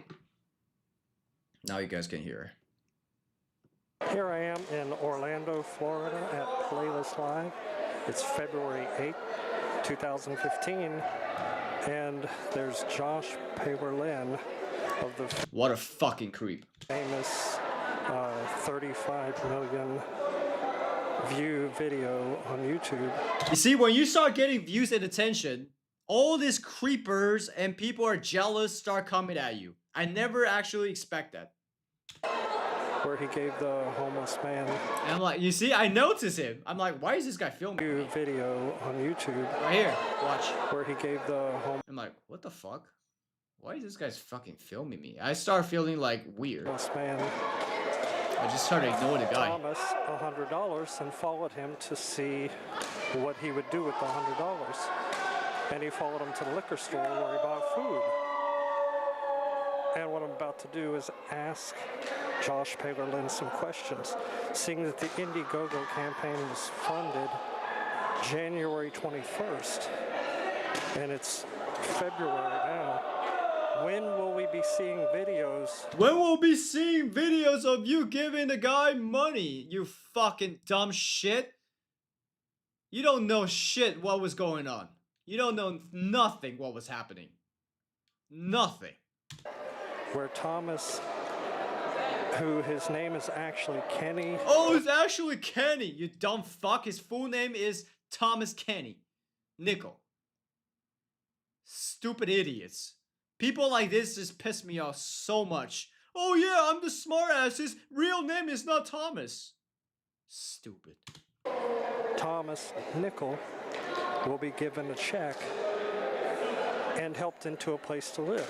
We have not seen any updates about the video. Oh yeah, you know what? You haven't seen any fucking updated video, you dumb shit? Go to help cover his birth certificate of a homeless guy. See how long that take. Right? Go to see how you can help a homeless guy and his father when you're a college student. See how long that takes. Dumb fucks. We don't even know if Kenny has a place to live. But what I'm going to do right now is approach him and ask him a few questions. And be a fucking crip. Hey, JoshPalerLin! You see that? Such a fucking fake fuck. Before he could approach me, he was like, oh yeah, this guy is such a fraud. He's a fucking scumbag. So yeah, I'm gonna go talk to him and investigate. And then when he comes at me, he changes his attitude. Oh, hey, what's up, man? How are you? La la la. Fake fuck. Hey, JoshPalerLin! What's going on, buddy? What is going Is this your first time in Florida? Yes. I thought he was just being like a genuine fan or something that actually wants something until I found out this guy is just a douchebag. A fucking lowlife. It is. Where did you come from? California. California. When did you fly in? Last night, 3 a.m. Is this your first Playlist Live? What's that? Is this your first Playlist Live? I was in New York 3 months ago. It's more like my second. Awesome. So what did you think about it? You see, this guy is so like sneaky. He's like, he doesn't just ask me the question right away. He knew if I just asked me a question right away, I would be like, you know, this guy's a fucking hater. I don't want to fucking waste my time.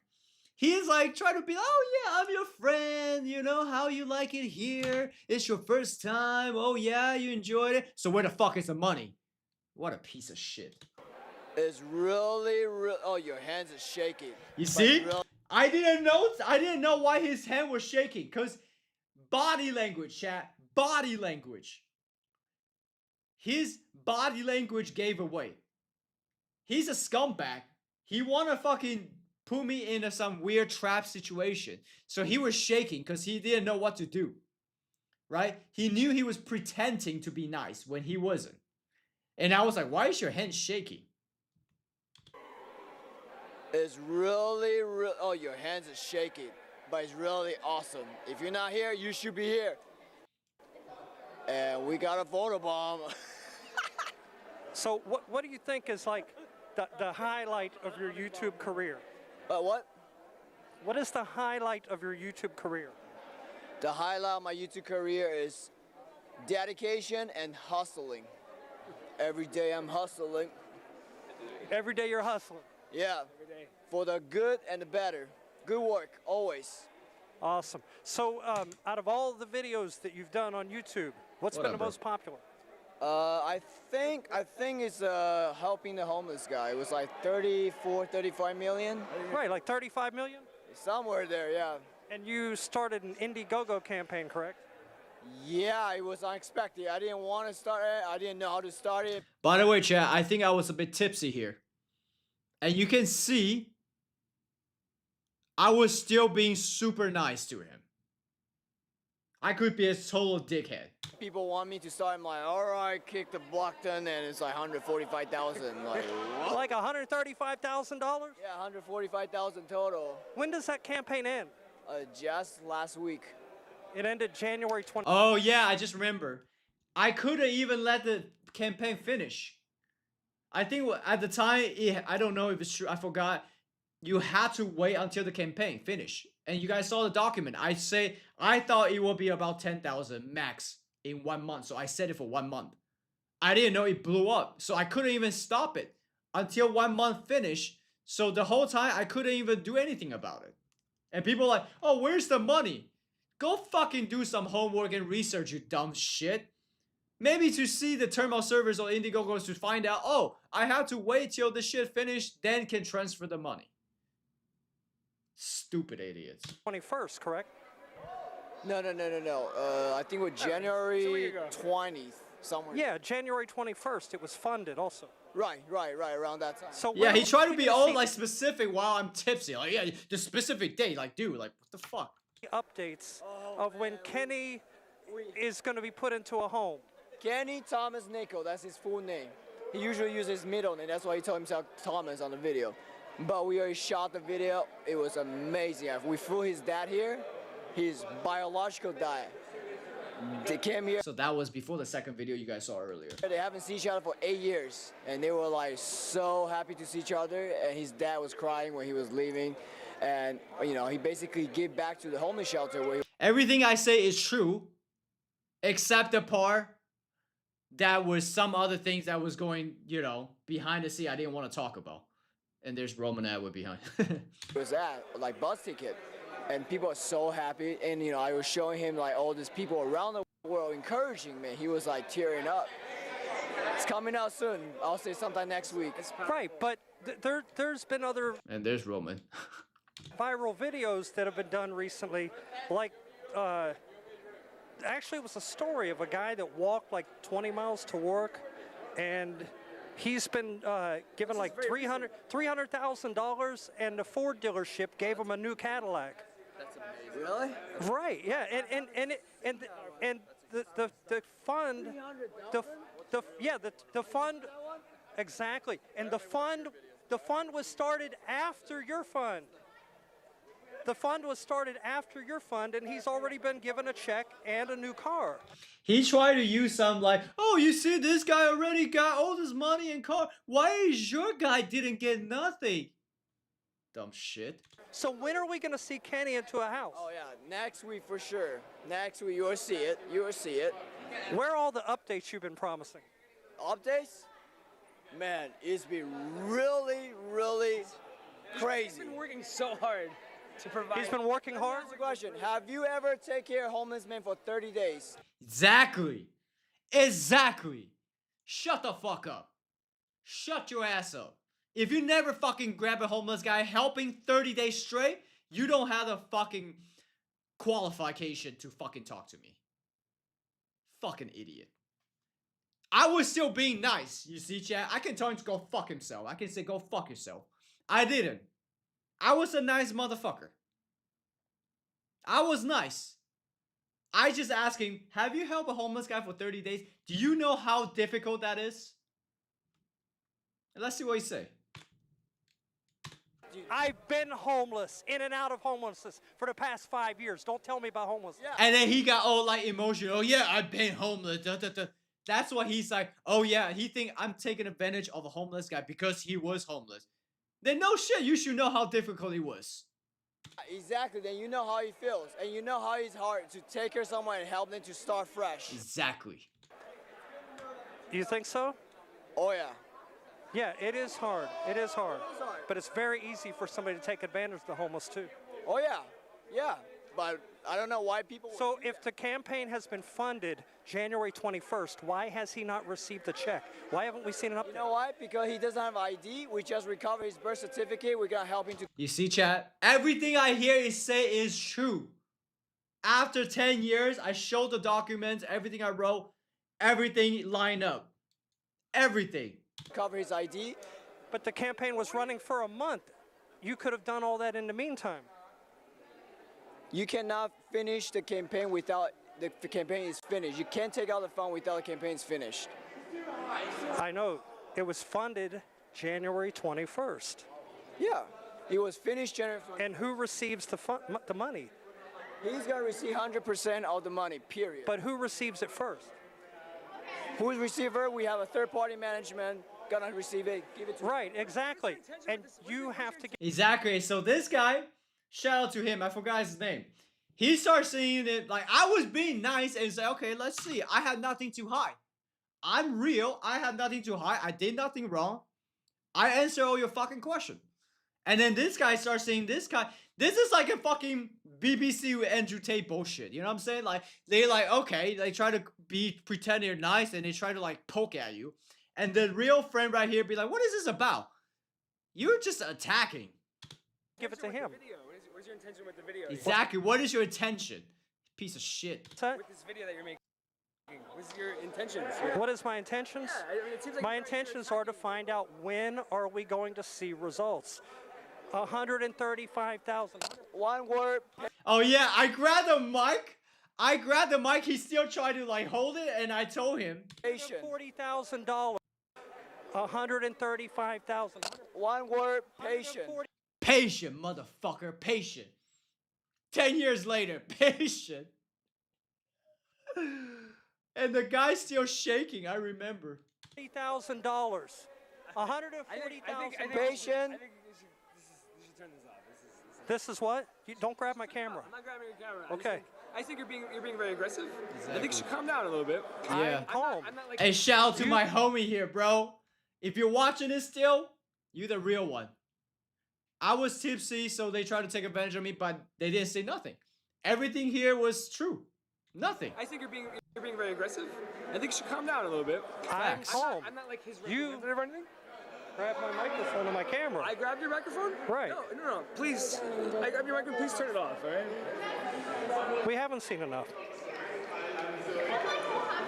And you see? He want to come back again and try to get some shit. Fucking cloud chaser at the time. But I feel like I gotta pee. I'm about to piss. When will he be into a house? That's all we want to know. Wait, what? When will Kenny be into a house? Wait, what did when Roman into say? a house? That's all we want to know. Wait, what? When will Kenny be into a house? When will he receive his check? 2005. When will he a house? When will he receive his check? 2005. When will he receive his check? 2000. $140,000 was raised on Indiegogo. I love it. Every other creator just fucking trolling him because this fucking piece of shit. The campaign was funded January 21st. When will he receive a check?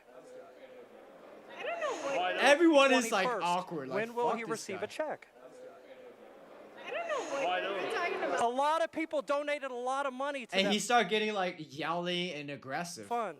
They want to know when they're going to see results. He has a video coming out that will show that. Hey, shout out to fucking Alex, bro. Alex Mendel. Shout out to Alex. He said there's a video coming up. But fuck this guy. Fuck this guy behind him. He was the manager. Man. He took so much money and advantage from me. Fuck that guy. When? When will the video come out? There's been a lot of promises. There's been a lot of promises, but no video. She's like, who's Kenny? There's been a lot of promises, but no video. There's been a lot of promises, but no video. Where's the unedited video you promised? I appreciate that everyone just kind of go around and just like, fuck this guy. Where's the unedited video you promised?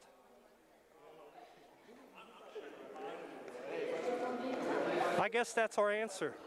I guess it's our answer. Fucking dumb shit. I guess that's our answer. Wait, what happened here? Oh, I remember. I was like, bro, I don't know what's going on with this fucking guy. I think Roman said, okay, I'm gonna count 1, 2, 3. We run. I think that's what happened, if I remember correctly. Yeah, I say 1, 2, 3. I guess that's our answer. I guess that's our answer. There's our answer right there.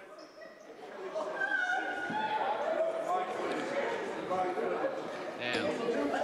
I don't know if you guys remember, that was the vlog time. Everyone was vlogging. 2014, 2015. Holy shit. Time has fly. Time has fly.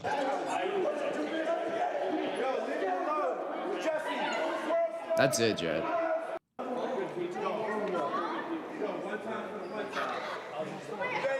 Oh, that's Jesse from PvP. Damn, everyone looks so young. Wow. Wow. Crazy. So chat, see, I was getting harassed. And nothing I said so far didn't back it up. Everything I said was true. Everything I said in this document. Which I say here. Go to playlist live. Okay, anyways. My friend Darius was kind enough to let him stay at his house in Roland Heights until I get back. Okay. Yes, this will be on YouTube. And we're probably gonna make a video out of this as well. While I was having school and asking my friend to look after Thomas, I was talking to 5 different attorneys, trying to explain to me the complication of tax implication, benefits, and need to find trustee to handle the money, make sure Thomas use it as everybody who donated wish it, which is getting him a new home and a new career. Chat. So here's something you guys don't know, okay?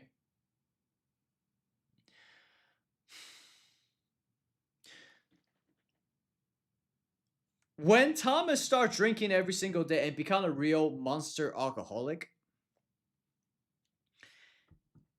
his kindness, his genuine, his selfishness completely vanish. Everything become opposite. Once he found out he had about $140,000, $150,000 going to him for free, he became very greedy. He no longer wants to pay me back for everything I have spent on him. We receipts. Everything. He no longer wants to do that. Number 2, he started to want to spend all his money living in luxury lavish style in Laguna Beach, California, which is a rich area, rich neighborhood. I took him to the bank, talked to a financial advisor. Thomas doesn't want to talk to the financial advisor. He said, this is my money. My money. I don't want no one to touch my money, to manage my money. He became this guy, you know, from the Lord of the Rings, the Golem. It's like, my precious. This is mine. Literally, while being alcoholic. So he no longer wants to cover all the money I spent on him. He no longer wants a financial advisor and then set it up perfectly for him so he doesn't waste all the money. And, you know, get him a reasonable budget apartment and he can like budgetly so he can stay months until he can finally find a job, you know, get everything back on track, live in society and, you know, earning income. No. He want to live in Laguna Beach. He want to have an apartment in Laguna Beach so he can sit on the sun and the beach, do nothing. It was at that moment, chat. It was at that moment I realized I had created a monster. A monster once I thought was a genuine person. A monster I thought once was so selfless, buying food not for himself but for others. But that Thomas is no longer there.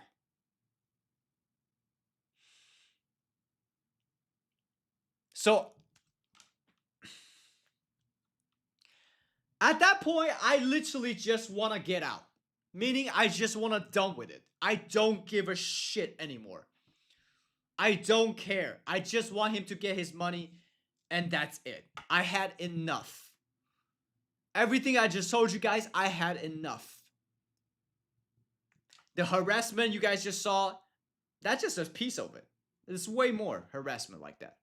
Meanwhile, I just try to help this guy. And he's not even being grateful and then attacking me back. Everything. I was in a living hell while trying to do something good.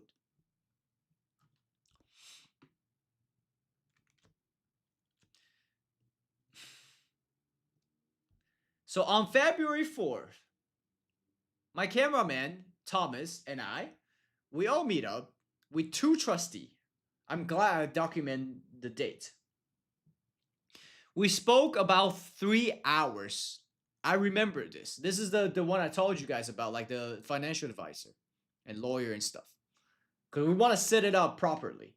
By the end of the conversation, Thomas wanted to spend the money the way he wanted to and find the place that he desired, which is Laguna Beach, California. I remember even the financial advisor and the trustee at that moment, they're like, okay, we don't want to touch this. This is not going to end well. They saw it. I saw it too. This is not going to end well. Because how stubborn this guy is and how ungrateful he is. Nobody want to be involved after that. But obviously, because I was trying to say this to you guys 10 years ago, so I didn't say the details. You know, so I say, so we respect his decision and ask him to sign the agreement stating that he will spend this money accordingly to what the peoples would like him to spend, such as getting a home, a necessary transportation, finding a job that can continue to support himself. And do we think he's gonna do that? Nope. But is there anything I can do? Nope. And am I done with this whole situation? Fuck yeah. I want to move on to my life. It's been hell for 3 to 6 months.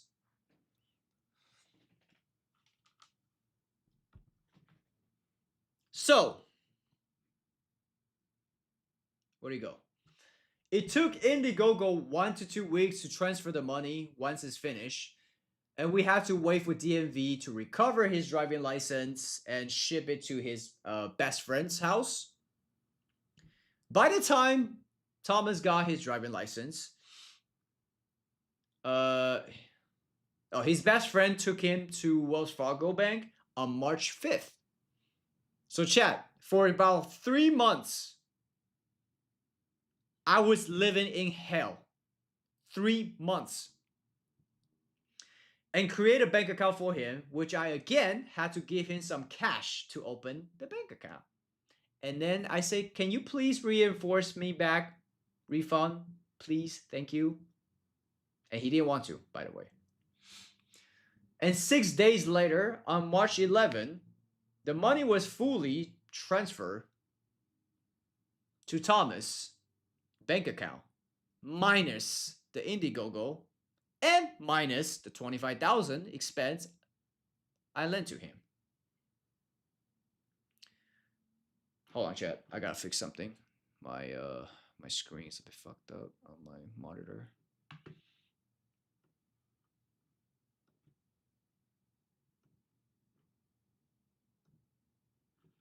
Okay, let me test something real quick. Okay, there we go. All right. So where are we? Okay, and 6 days later, on March 11th, the money was fully transferred to Thomas' bank account, minus the Indiegogo fee and $25K expense I lent to him. I think he ended up to, if I remember correctly, like a $120K. Imagine, chat. Imagine someone come to your life, no string attached. You don't have to do nothing, and say, here, you're in the bottom of your life, you're homeless, you have nothing. Here's $120,000. Start a new life. And you are ungrateful for that person. Imagine that. Meanwhile, that person's being being cursed online, being attacked, his career, his reputation is on the line because he's helping you for $120,000 for free. That was the situation. I showed Thomas all the details and receipt of the expense of $25K. I got absolutely $0 from the campaign. Actually, it's more like I lost money, true, by taking care of him. Because I never count a lot of things like when I was driving him around, putting the gas myself, the opportunity cost for my time and energy for the entire 3 months I could make videos. I couldn't because everyone was accusing me, waiting, right? I never even asked any money from him rather than just a thank you, you changed my life. I never even asked like anything. Out of everything I gave him, I never asked a dime. I just say, you know, I didn't even ask him to thank me because I was so fucking over it. I was so over it. He was so ungrateful at the end. He became a monster alcoholic. I was just so over it. For 3 straight months, I was over it. I don't care anymore.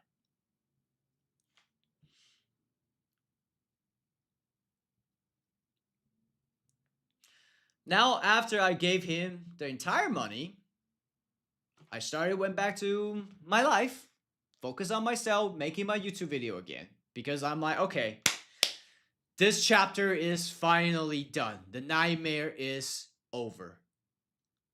Sort of. I remember from March to June, for the next like 3 to 6 months, every single video or every single Instagram comment, I still get people comments. You the guy took his money. Oh, you took his money until he died. And then people start saying, you killed the guy. You had the blood of the homeless guy. Which I'm actually gonna talk more about after this. You will see what actually happened. Okay, so I go back to my life, start making videos, start grinding every day, hustling. I try to call Thomas every week to make sure he's alright. Even though I was so like, you know, sick of it. I just want to make sure like he doesn't do some stupid shit. But after his phone was cut off 2 weeks after I gave him the money. 2 weeks. He's not even bothering to stay in contact with me. He doesn't even bother to renew his phone. After 2 weeks, he got $120K free. Luckily, his best friend Thomas still in contact. His best friend Thomas told me, Thomas lost his phone. Yeah, right. He just didn't want to use it. But he is looking out for him and telling me, don't worry, I got you. On April 20, 420, because I had to go to Europe for a business trip. Because, Chad, I was a student, right? I was a student in United States. I was running a student visa. But now I become more of an official YouTuber at the time. I changed my visa from student visa to O1 visa. The O1 visa is basically like for entertainers, actors, whatever. Most of like the influencer now that is not American in US have O1 visa. And O1 visa, you have to get out of US to get it. So at the time, I went to Europe for the visa. You know, it was not for pleasure, but pure business to get my visa. So before I leave, I call his best friend Thomas and I ask him if everything is all right. He told me he started to drink a lot. Not the best friend, but Thomas, the homeless guy. He started to drink a lot, but he is trying to help him and take him to the hospital a couple times, also rehab. But he is still looking out after him, making sure he is okay. That's a true fucking friend. He's a good man. While I was in Europe, I couldn't really stay in contact with his best friend. And I had to stay longer than I expected because, chat, I thought the visa thing would be fast. But it took a month to get my visa. It was so long. So I couldn't go back quickly. And I remember on the news, I forgot which news, TMZ or some other news after he died. The news say, oh, Josh took his money, go on a leveraged trip in Europe. Fucking fake news, bro. I hate mainstream media. So bullshit. This is why sometimes when I see people on mainstream media getting fucking accusation, I understand perfectly. Fucking fake news. Anyways. While I was in Europe, I couldn't really stay in contact with his best friend, and I had to stay longer than expected. I was planning to stay for 1 to 2 weeks max, but instead I had to stay for more than a month to solve some problem, which is the visa problem. By the time I fly back on June 5th, I remember this. I tried to contact his best friend, try to see what's going on, but his phone was also completely cut off, and Thomas never got a new phone. So now I lost contact with both of them. And on June 23, I found out Thomas was dead from weak liver and lungs from drinking and smoking for years. Chat, I remember exactly what happened. This is what happened. Let me just tell you, this is what happened. You can see I'm not lying. What day was this? Hold on. This was July 3rd.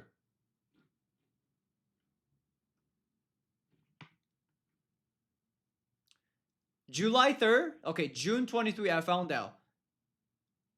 Around this time, I made this video. And after this video, it should be like my acknowledgement condolence to his death. This time, I was in Ohio at my cousin's house. I got a phone call from TMZ. Actually, maybe you still have it. TMZ, JoshPalerLin. Or maybe they deleted. It's too long. It's like 10 years ago.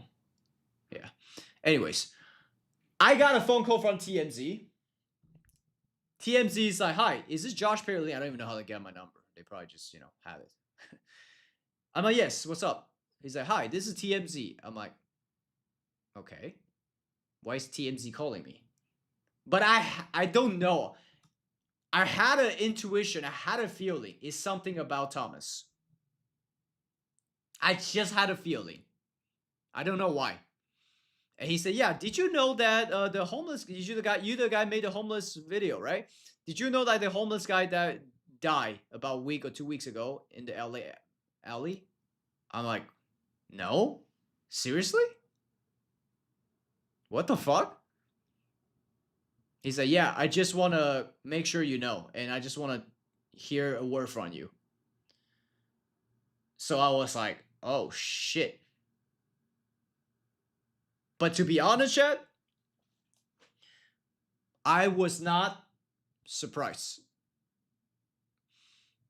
After all that I've been through with him, after all that drinking, alcoholic that I have to take care of him, his family, everything, I just didn't want to deal with him anymore. After all that 3 months, I was not super surprised. I was surprised, obviously, like he died, but I wasn't surprised that it happened. Because I knew when I was at the bank with financial advisor and trustee trying to help him out, he just said, no, I want to live my own life. I want to make my own decision, and this is my money. I remember clearly he said, this is my money. My.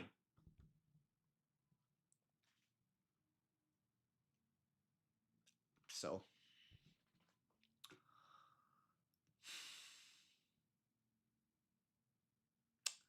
Where are we? Okay. Of course, I was very shocked, saddened, and confused by this news. And immediately, it popped on my head. I'm like, I don't know how the public, how my fans, how people gonna see this. People gonna think I never get him the money. People gonna think maybe I kill him. People gonna think all this crazy shit. Because after that 3 months, I understand how dumb people are. how easy, how naive people can just believe some fake news. That's what I was also worried about. I tried to call his best friends again, but his phone is still completely off because I wanted to see like what actually happened. So I didn't know exactly what was going on. And on the next day, June 24th, I got a message on my Facebook from Thomas' best friend's girlfriend saying, quote, this is exact quote. Hey Josh, this is Patricia, Thomas' girlfriend, who was Kenny Thomas' best friend. My condolences go out to you and his family. This is right after that video.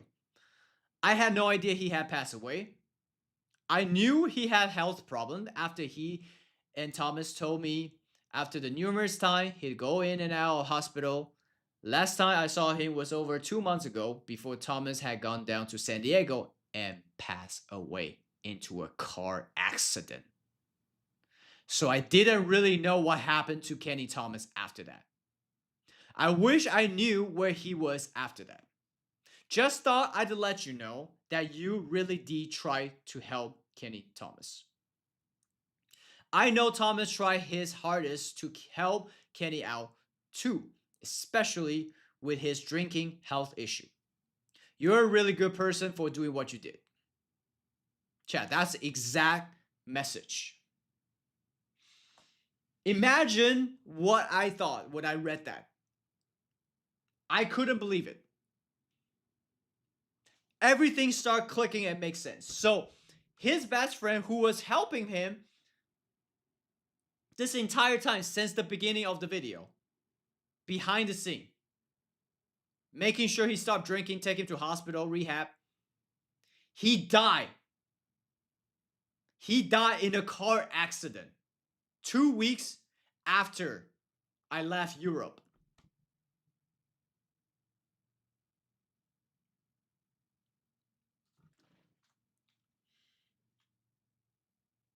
I was shocked and I asked her what happened with her boyfriend. She told me that he got into a car accident and passed away on April 24th. Sorry, 4 days. That was 4 days after I left Europe. 4 days. And she told me her boyfriend was taking Thomas to different hospitals and as well as rehab, trying to help him with his drinking problem. Chat, I couldn't believe it. I couldn't believe what I heard. I was having goosebumps when I hear he died. First of all. Second of all, his best friend died.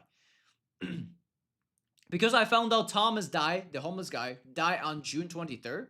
That's the day I found out. And the next day, after I made the condolence video, the next day I found out his best friend died a month before he died. So, you know, chat, at that point, I finally understand. I finally understand why Thomas was dead in an alley from alcoholism. Because for one, right, his best friend was the only person, not his fucking father, not his family, not his fucking brother. His best friend was the only person that was taking care of him and looking out after him since the beginning. And for two, imagine, after he found out his best friend had just died from a car accident, how would he react?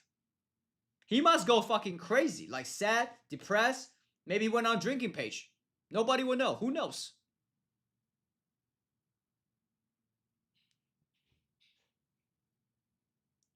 I didn't know, you know, I didn't know all this shit happened while I was solving my problem in Europe, and I couldn't get hold of either of them. And people think, oh, he died in the alley drinking alcohol because Josh didn't give him money. Josh didn't give him his money. Let me comment online. Oh yeah, JoshPalerLin is the homeless killer. JoshPalerLin has the homeless man's money. He stole the homeless man's money.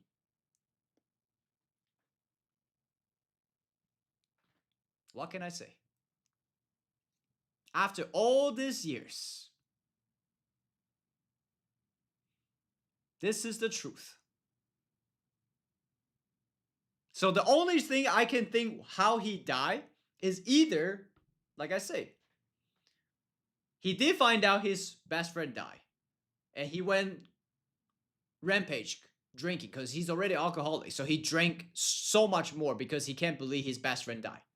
Or his best friend died and he has no idea his best friend died.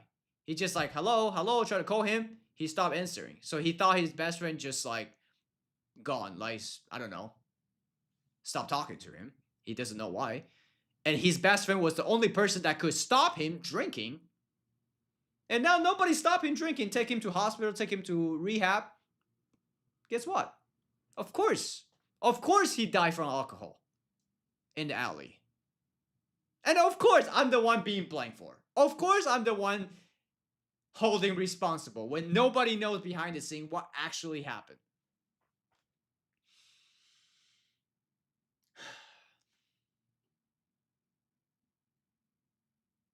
Okay, I think that's the last one. So I basically, obviously I didn't say all that on the script because this was what I was gonna say in public. I didn't want to say all this, but it's been 10 years.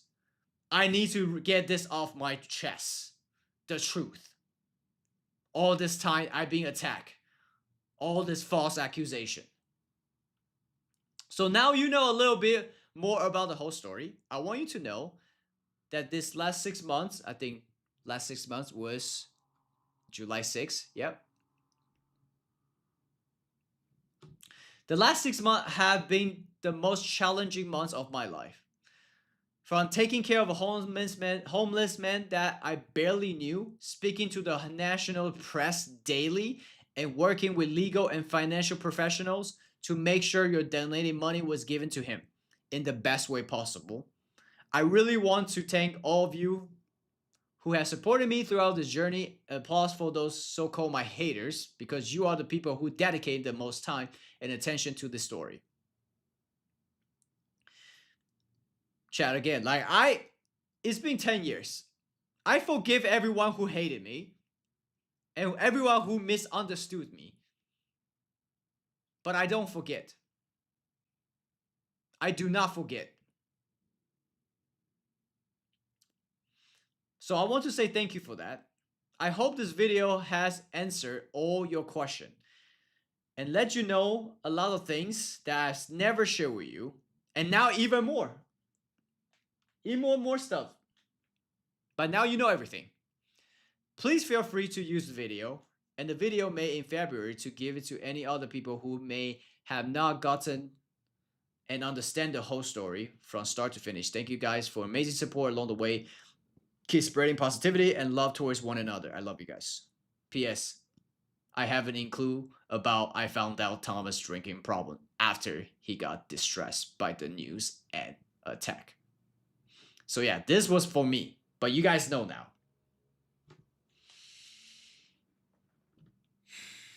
So yeah, chat. The truth has been revealed. I guess there's a saying, right? The truth always comes out. Even 10 years later. But that's the truth.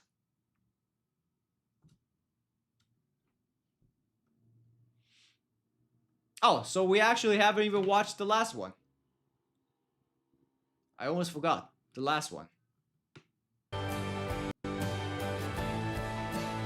Wait. The last video. Now you guys understand, see the true and knows everything. Watch this last video. Maybe you'll see a little bit different perspective now. Now you know everything. Okay, can we play? Hello? Hey guys, so originally I was going to surprise Thomas with a new home. but he already found out about the surprise, so I can't really surprise him anymore. But I still want to keep surprising him with different things. I found out that his biological father is still alive. He's 80 years old and living in Missouri. So I got a hold of him, and I'm going to secretly fly him here in LA without Thomas knowing. Now let's go pick him up, see what Thomas will say. Bad fucking idea. Going to there right now. Oh, hey, hello. I'll be holding a sign of your name, so just you should see me easily when you come down, okay? All right, cool. I'll see you in a bit. Hey, Mr. Wu. It's Josh. Hello, Josh. Hey, Mr. Wu. Holding a sign. It's Josh. Hello, Josh. Hey, how are you? Talk to you on the phone, I think. Yeah. How was your flight? Really was good. Man. Like father, like son, I guess. A guy like this, in his old age, still a piece of shit. No wonder his son was homeless. And still try to get money out of me. And then go on the news after what I done for him, for his son, and try to say he want to sue me. It's been 10 years, buddy. Where the fuck is the lawsuit? How many hours was it? Oh, I can't keep track. When was the last time you seen Thomas? Oh, I think it was probably 2008. So you haven't seen him for 6 years? 6 or 7. Yeah. 6 or 7 years, wow. So how were you feeling when you see, wait, that's my son, and you know? Oh, I was very pleased that he behaved that way, just thinking of others instead of himself. Thomas! Yeah, exactly. Not like you. Hey! How you doing? How are you doing? Good day. Good day. Come here real quick. He has no idea at this time. He has no idea I pick out his father. Chat. Look at his eyes when he see his father. It's a mixed emotion. It's not just happy, but it's like concern. I didn't understand, but I told you guys, I understood why. I want you to surprise. Alright, stay right here. Yeah, stay right here. Ready for the surprise? Hey, I've seen you on TV. You see that?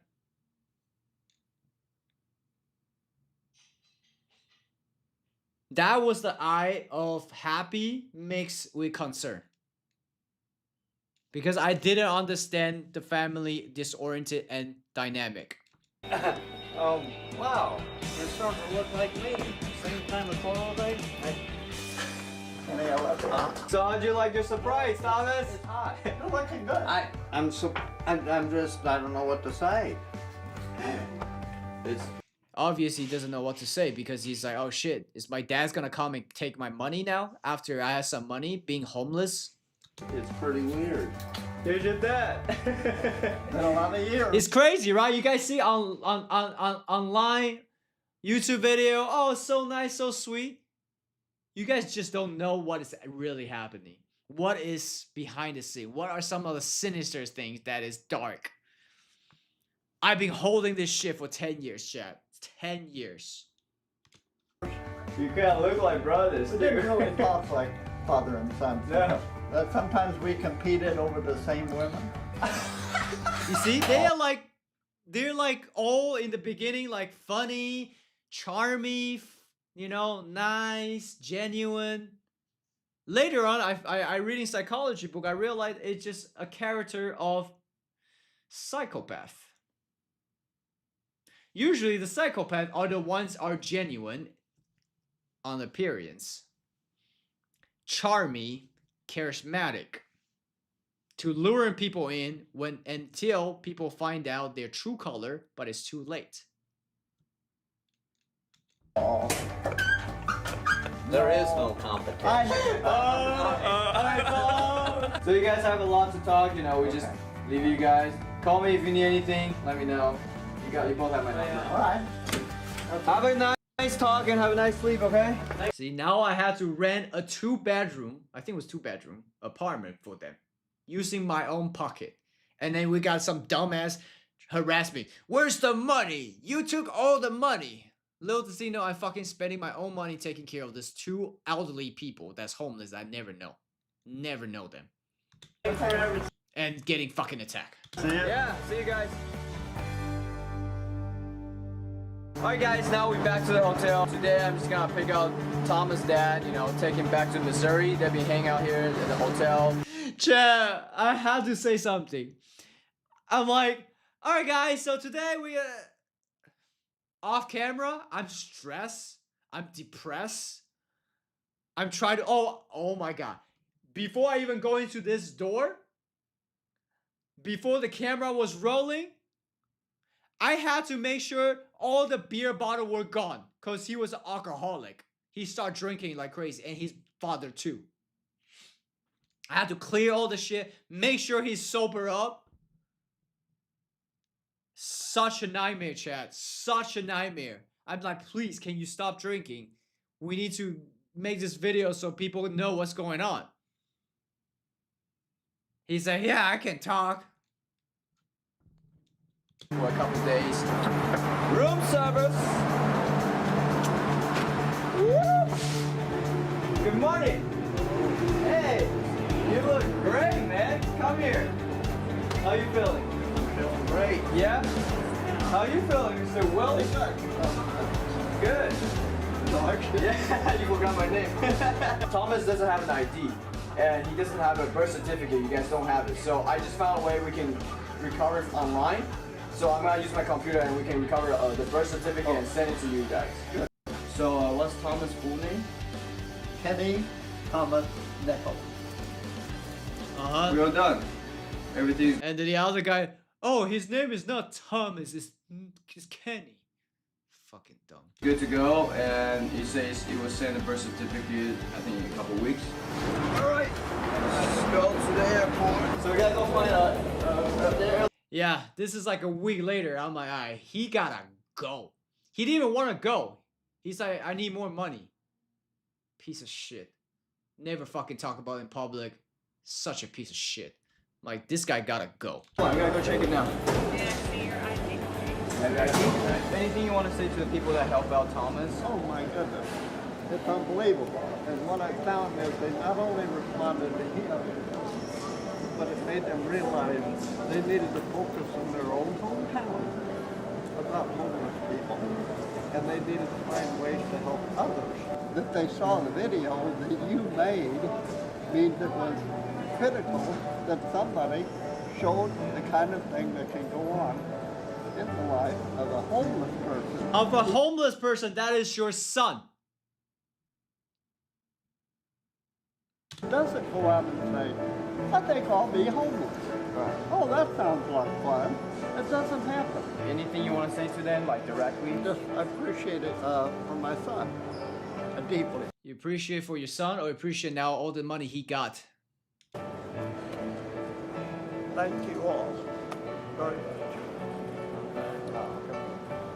Like, I don't even know if that's like a real tears or fake tears, or tears like, yes, we're finally gonna get some free money. I'm sorry that I'm a little emotional. Oh no, it's okay. This has been quite a run. Yeah, it's a journey. You'll be alright.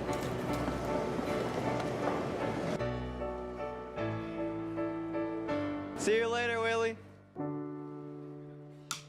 Man, like, this guy, the reason why in the beginning I was like, this will be great, because he reminded me of my grandpa who passed away.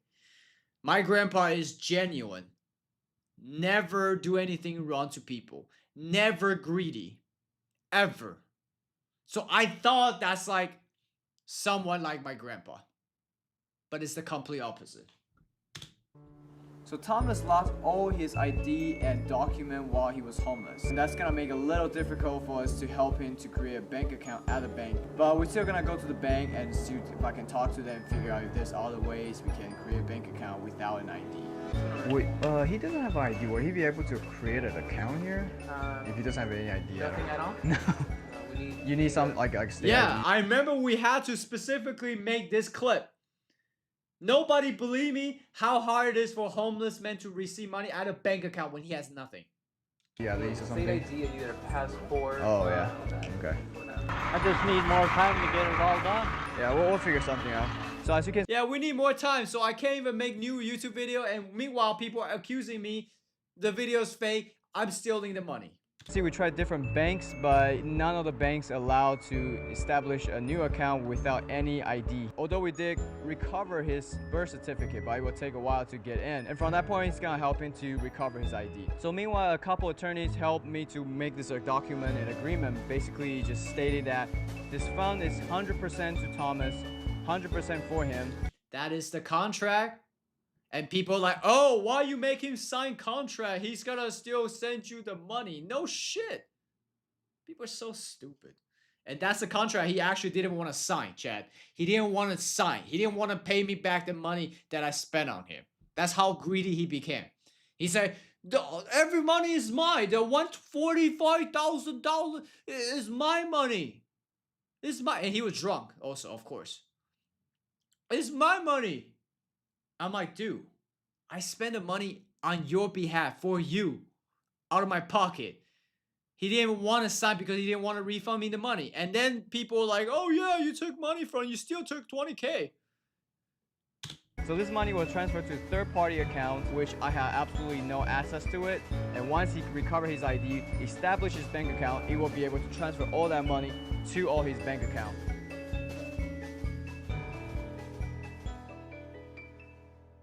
We just find out there's a way to recover your ID. Yep. All he has to do is just go DMV, scan his fingerprints. DMV has a database of all his information, so he can recover his ID. Turns out you just gotta go DMV, scan your shit. It's got really long. Place right down the glass, hold it down, I'll let you know when to take it off. Go ahead and hold on to this paper, and you're gonna take it over to the camera. 3, 2. See? Got his ID covered now. This ID was shipped like 2 weeks. Yeah. So meanwhile, doing that, we can just put the money in the bank and then transfer that money to your bank account once we recover it. Look at that account, right? Chad, look at my face. That's a face of this is almost finished. The nightmare's almost done. But little did I know, few months later, he died. And the continued nightmare for the couple months. Even 10 years now, people are still commenting, you the guy killed the homeless guy, you took his money. So Thomas, now all the money is settled down. Anything you want to say to the people that help you, like you have absolutely no idea, and they just donate all this money, just want you to have a good fresh start? Well, thank you very much for... Wait, hold on. Before you say anything, I actually want to show you something. All this actually is for you. People watch the video, you know, they send in all this mail and they want to give it to you. Dear Thomas, watching these videos has touched my heart and changed who I am. And I want to be like you. I want to be able to care for... Man, I bet everyone who wrote that already adult now. I got this huge package from Franklin Elementary School. You ready? I got it. Damn, that's a lot of fan mail. Holy shit. You ready? I got it. I'm a 4th grade student from New Jersey. My class and I were learning about compassion in school. You're just such a great person. Damn, my video was playing in class. I think it was playing even in like university or some shit. I mean, it was a good video, I can't lie. But people just don't know what really went down. My hero. I learned that if you want to give compassion, you have to have compassion. True. Good, that's what it's all about. I have something more than just a letter I want to show you. This is what people send to you, the video, and I put everything together, people send to you. This is what I say. Hi Thomas, I was so impressed of your story, from your honesty and goodness, and I'm so sure that you will get back all the good. Wish you all the best. Hey Thomas, it's Matt from Australia. I just wanted to say how much Australia loves you and how much we love what you're doing. Just keep doing what you're doing, man. You are awesome, and yeah, we love you. If you can't run, then walk. If you can't walk, then grow. But whatever you do, keep moving forward, Thomas. Good luck, man. Hi Thomas, it's Emily from Australia. I'm a massive fan. Just keep going on your life. Don't stop. Yeah. From Australia, bye. Hey Thomas, your story is really inspiring and you've worked really hard. You deserve the best and I just want you to know I'm always supportive. Hey yo, what's up Thomas? One love from Japan. Just keep thinking positive. I'm sure you'll be fine. Chat, we got everyone from around the Thank you world. for being an inspiration to us all. You're further proof that anything From Japan, from Australia, Europe, everywhere. Africa. we put out there comes back to us threefold. Many blessings to you. Good luck. And that's it. Oh, you. No, it's seriously, it is encouraging, though, to hear that. Yeah, I think this is real tear, chat. But, you know, it's like... It's just sad, man. It's just sad. It's like, I know the good Thomas, the genuine Thomas that everyone know from that video, but not everyone see the other dark side Thomas, which I saw both and experienced both. You know, it's kind of like what I said yesterday with Vitaly's situation. Just because you do something good, it doesn't justify something you do bad. And here, just because he did something good, it doesn't mean he's 100% good person. I'm not saying he's a bad person either. But, you know, because his videos, it portray him as this perfect person. Meanwhile, behind the scene, I was suffering the dark side of him.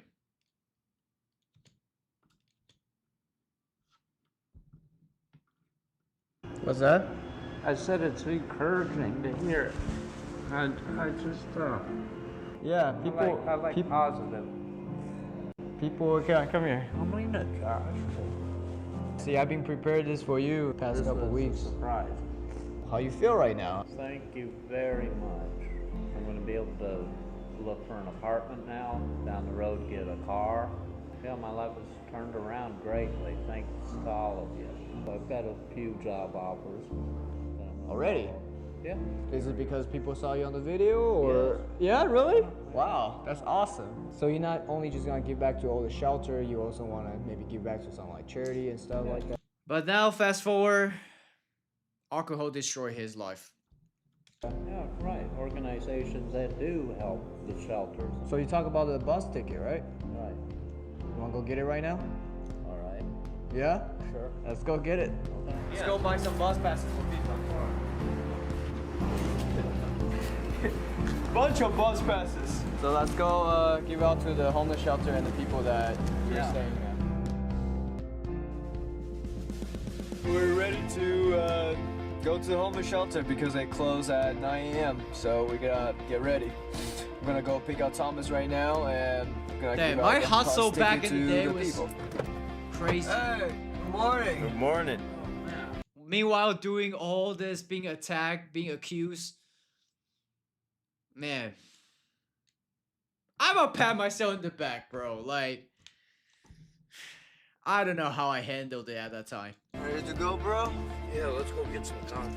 So we just got here with Thomas. We're staying at one of his shelters. Hey, buddy. There you go.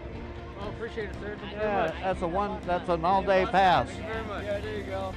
I heard that you guys a lot, right? You need one too? I remember you. Thank you. That's a whole day pass. Give you a bus pass, buddy. Real good. Right. And this is going to help me a lot to get to my Awesome. doctor's appointment. What's You your know, name, brother? Josh. Josh? Nice to meet you. Pleasure to meet you, brother. Thank you for the help. Let's go meet your people who are helping you here. Yeah. What's her name? Mary. There you go. Oh, wow. She was a nice lady, I remember. She was a nice lady. You have no... Are you married? I'm married. Josh, nice to meet you. Okay, now that'll help for now, right? Oh, yes. Okay. Absolutely. No, this is...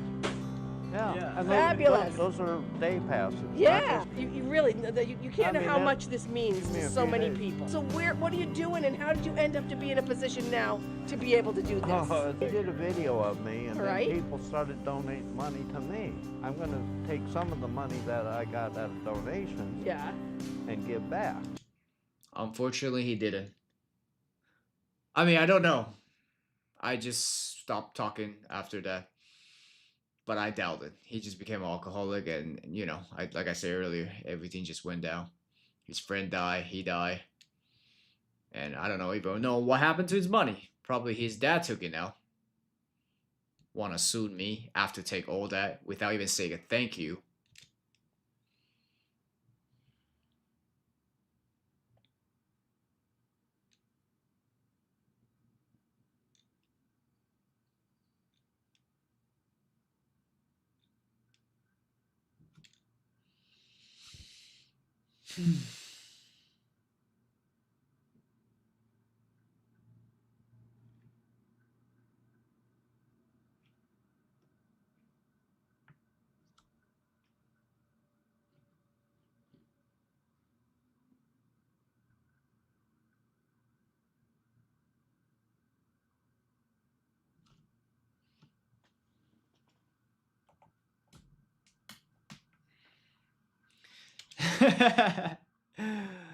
Nah.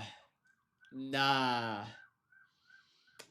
Nah, Josh. Nah. I say...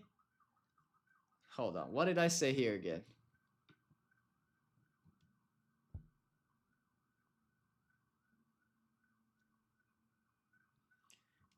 Nope.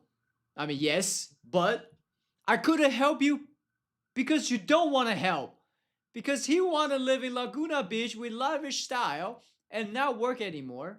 He want to be on a retirement vacation. That's why.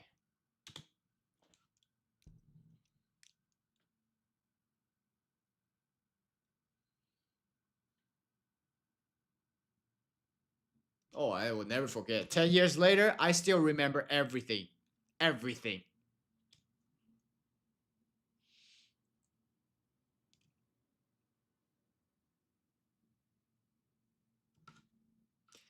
Become such a disaster! That's what it became. uh...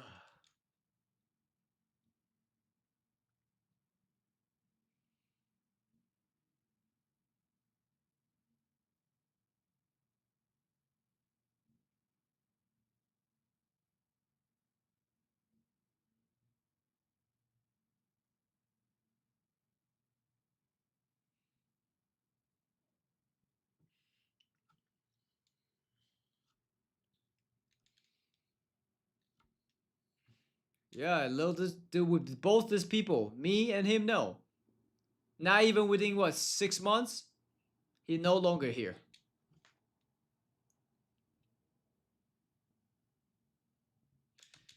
Yeah, that was a true. I was so relieved. I was so relieved at that time. Just like, okay, this is finally end of this chapter. Finally. Kind of. And then drags on with all this other bullshit, right? Alright. Now let's watch the video. Oh, he only made this one? Cause remember, oh, maybe he tweeted about some shit.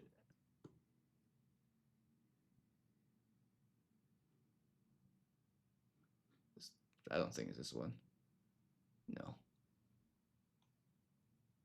Oh, was this? Oh, this one, right? Aha, it was that one. Okay. This is where he was asking me about the money. Hey guys, and welcome to another H3H3 vlog. Is that how we're supposed to do it? Like that? Or should I tone it down a little bit? This one. Tone it up. Tone it up. Hey guys! Welcome to another H3H3 vlog! I feel like like everyone popular on YouTube has their own little thing where they're like, hey guys, blah blah blah. People love it. I don't feel mine was good though. We need to be more creative. Did top of the morning to top of the morning to you laddies. That one baffles. I feel like my brain is like brain cell dead. My name is Jacksepticeye. Welcome back. Top of the morning to you laddies. My name is Jacksepticeye. Okay, let's just see where he's talking about. I couldn't really see this too long. It's an eerie timing. I'm sure you guys all heard about this.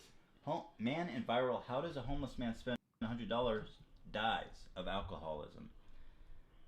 Ooh, that one actually made me feel bad when I read about that, and honestly, all I can think is like, Josh, you fucked up, dude. You're in over your fucking head, you little scam artist. You see, guy, After you guys know everything, and we have this fucking big head online, try to tell his friends, I'm the killer. Try to tell his friends, I fucked up, I took the money. Thanks. This guy, I don't want to go a little bit overboard, but in my opinion, it's not out of... Oh, that's not overboard? Okay. Scam artists. Yeah, you don't know shit, buddy. The question that this guy could maybe still be alive if he never met Josh.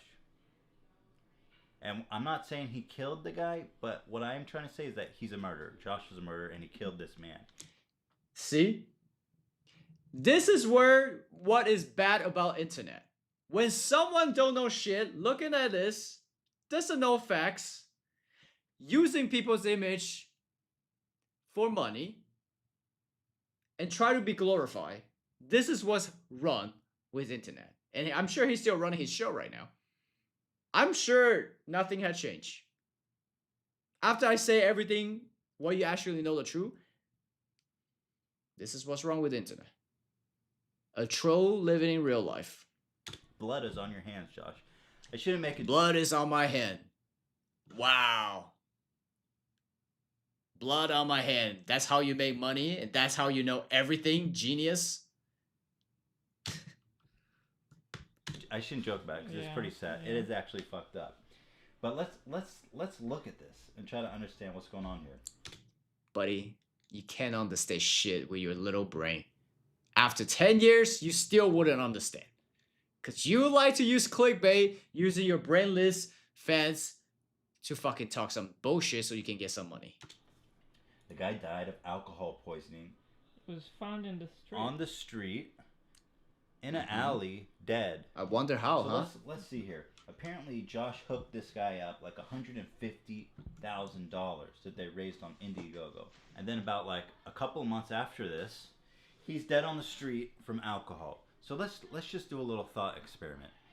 Even if you're an alcoholic, people say, well, maybe he actually got the money, and because he had all this money, then that's why he just bought alcohol. Okay, sure. Let's consider that for a second. Okay. Do you really need $150,000 to drink yourself to death? Do you know how alcoholism works? Do you really know the person? Have you spent 3 months every single day with the person?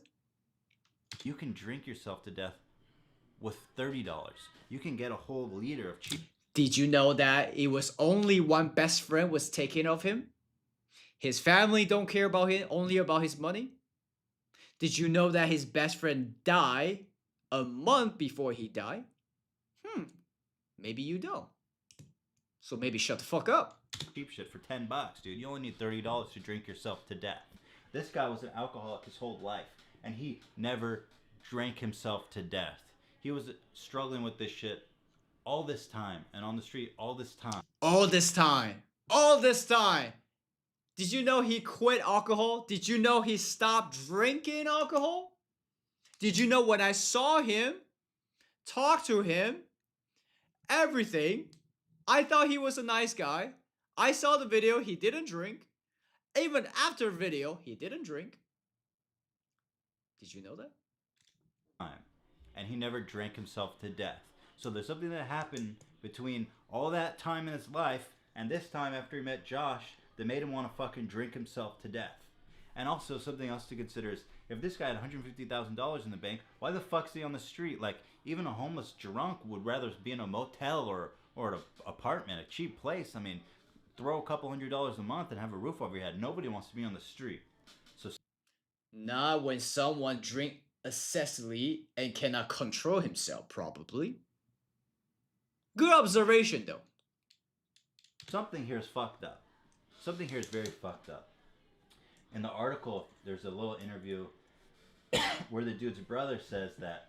Oh, of course his brother. Of course his brother. And his father, yeah? A contract, and then he said that, oh, and by the way, you owe me $20,000 for my expense. Oh, actually it's more. It was more than 20,000. You want to bring out a contract and say, oh yeah. That's funny. This is what I mean when people don't know shit and try to be, oh yeah, I know, he's a bad person. How about Don't say shit when you don't know shit. Expenses that he gave him that contract and that the In order homeless to dude. get the money. Yeah, I don't remember the homeless dude's name, but He doesn't even remember his name, and he has the balls to talk about all this. That's crazy. didn't sign it because he thought it was bullshit. Thomas. Because No, Thomas. Oh yeah, okay. I made 2 videos. I make money off of bashing this fucking story. I actually don't remember his name. Okay, oh Thomas. Okay. Versus me, spend 3 months every single day with a guy, taking care of him every single day with his father, and I'm being attacked because of people like him.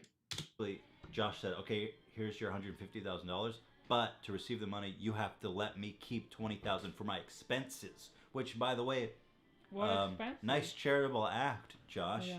This thing wasn't staged, right? I mean, what expenses, right? It wasn't What staged. expenses, right? It's not staged, right? Good logical thinking with your little brain. He's talking about all the stuff where he's like, "Hey, buy you a motel, get you a suit, buy you a nice dinner." But that was a video that he did. By the way, pay for all that shit, dude. Yeah. Because, for those of you who don't know, after that video, he made another video with Thomas where he takes him around. He did tons of videos. He turned it into like an industry. Yeah, he bought him like a suit and food, and he took him to a hotel. The buffet. So you're telling me buying him a suit so he can go to interview, going to buffet where I pay for my own, he eats his. What is wrong with that? Yeah, he did all this shit. He paraded him around like a fucking monkey. But the whole thing was that he's donating, that he's charitable helping act. that guy. Yeah. And I mean, we're not even considering all the publicity, all the subscribers, all the views, all the money he made. And all the hate that's coming from you. Thank you. Appreciate that. On YouTube. And he was probably like, "Dude, this guy's making more money from me from this now. Fuck that. I want my cut." And that's even assuming he gave the money to him at all. The story so far is that he never signed the contract, so that means that says who? From who? I just so impressed people like this. They think they know it all. They assume they know it all.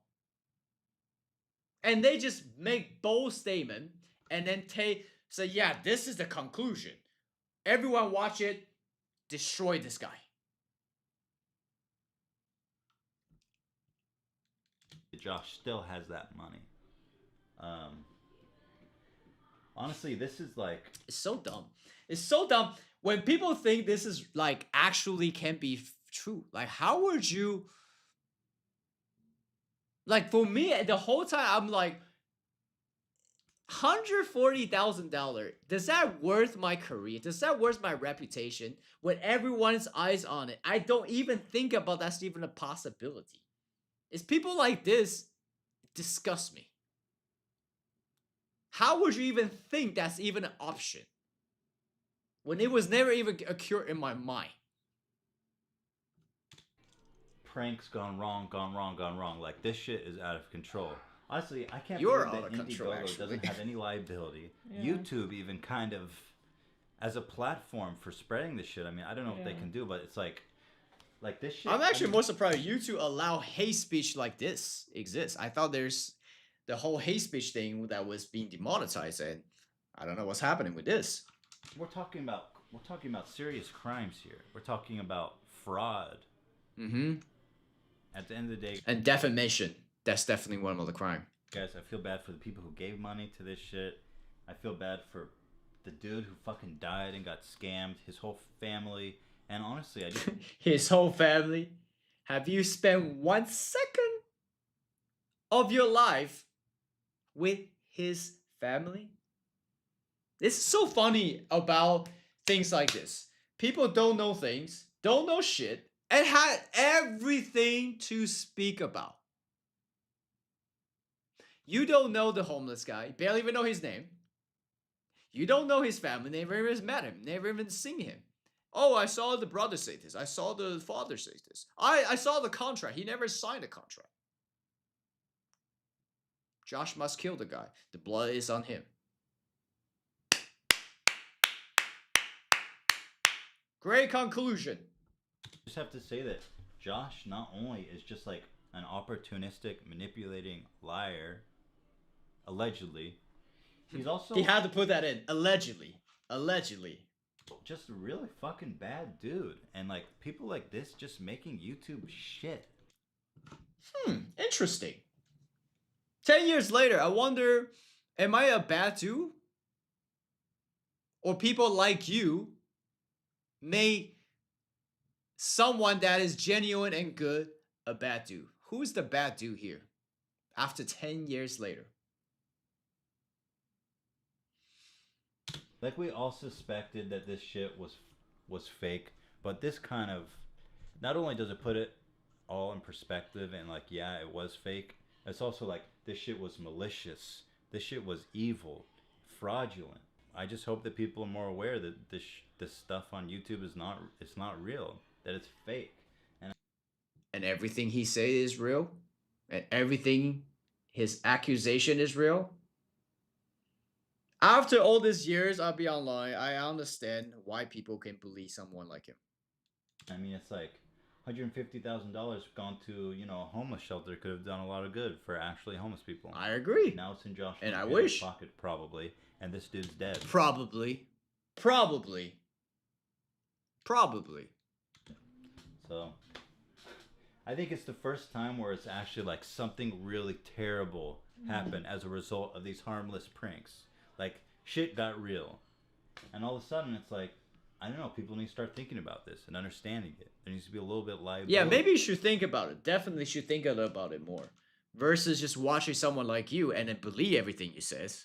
And being manipulative. I wonder why. Even YouTube or Indiegogo or somebody needs to be like, ask what happened to the shit. Josh says in his video, it's like, I gave the money to Thomas on March 3rd. Or he said, like, just show us some proof. He hasn't shown any proof at all that he's given him any money. He just says, I gave him the money. At this point, it's not good enough, dude. It's not good enough. The dude's fucking dead. And people are saying you stole the money. And the best thing you could do is just say, I gave him the money. Step it up, Josh, dude. I definitely had all the proof. Even 10 years later, we can definitely back it up with a bank transfer. It never touched my name. It went to this network called Pranks Network. From there, they transferred to him. Because they also have all the lawyers. They're not stupid. They're not going to touch that shit. How stupid did he think I was? Incredible. Prove it, dude. Or else... Or else what? Just gotta assume the worst, man. Gotta assume the worst. We just gotta keep goofing and gaffing, guys. That's all we can do. That's all we can do. Yeah, that's all we can do. So we can, make this not a big deal. So we can get all the views from this video and the past videos. And send all the bad negative energy, hate for the past years. 10 years. So everyone has this bad reputation on JoshPalerLin, who is a murderer, who is a killer, who is fraudulent, who killed a homeless man. I didn't do much. I just made an 8 minutes 20 seconds video to destroy someone's good genuine heart.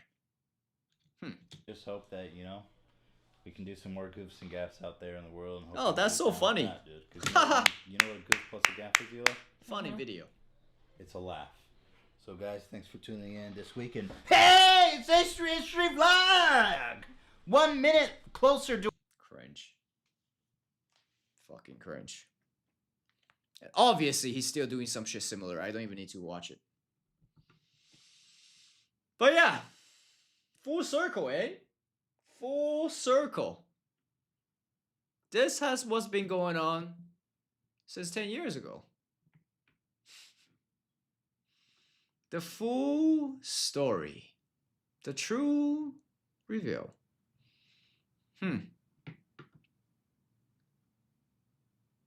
What a day. Gotta fix this screen real quick.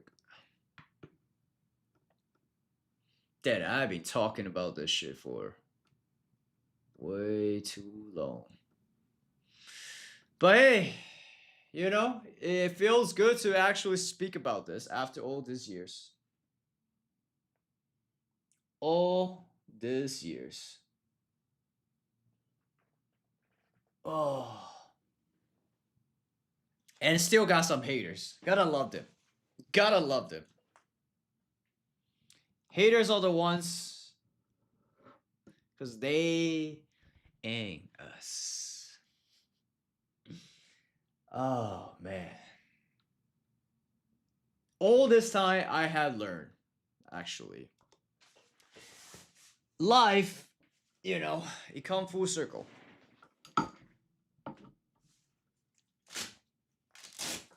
People who actually below you will always try to attack you. Try to get back to you. People who are higher than you, they don't have time to do that shit. Man, it feels good to be talking about this off my chest, to be honest. It's been way too long. Way too long. Damn.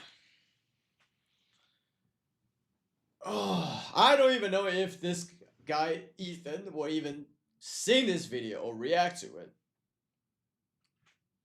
If he still have problem with me, it would be nice to have a boxing ring. Settle down. Settle down after 10 years. All this dumb drama. Why not? But I guess he ain't got the balls to it. Of course. Because the online troll is always an online troll. 10 years ago or today. Always the same. Nothing changed. Anyways, it has been a long talk today. Probably gonna make this to a video. We'll see. But yeah. I'll see you guys tomorrow. До свидания.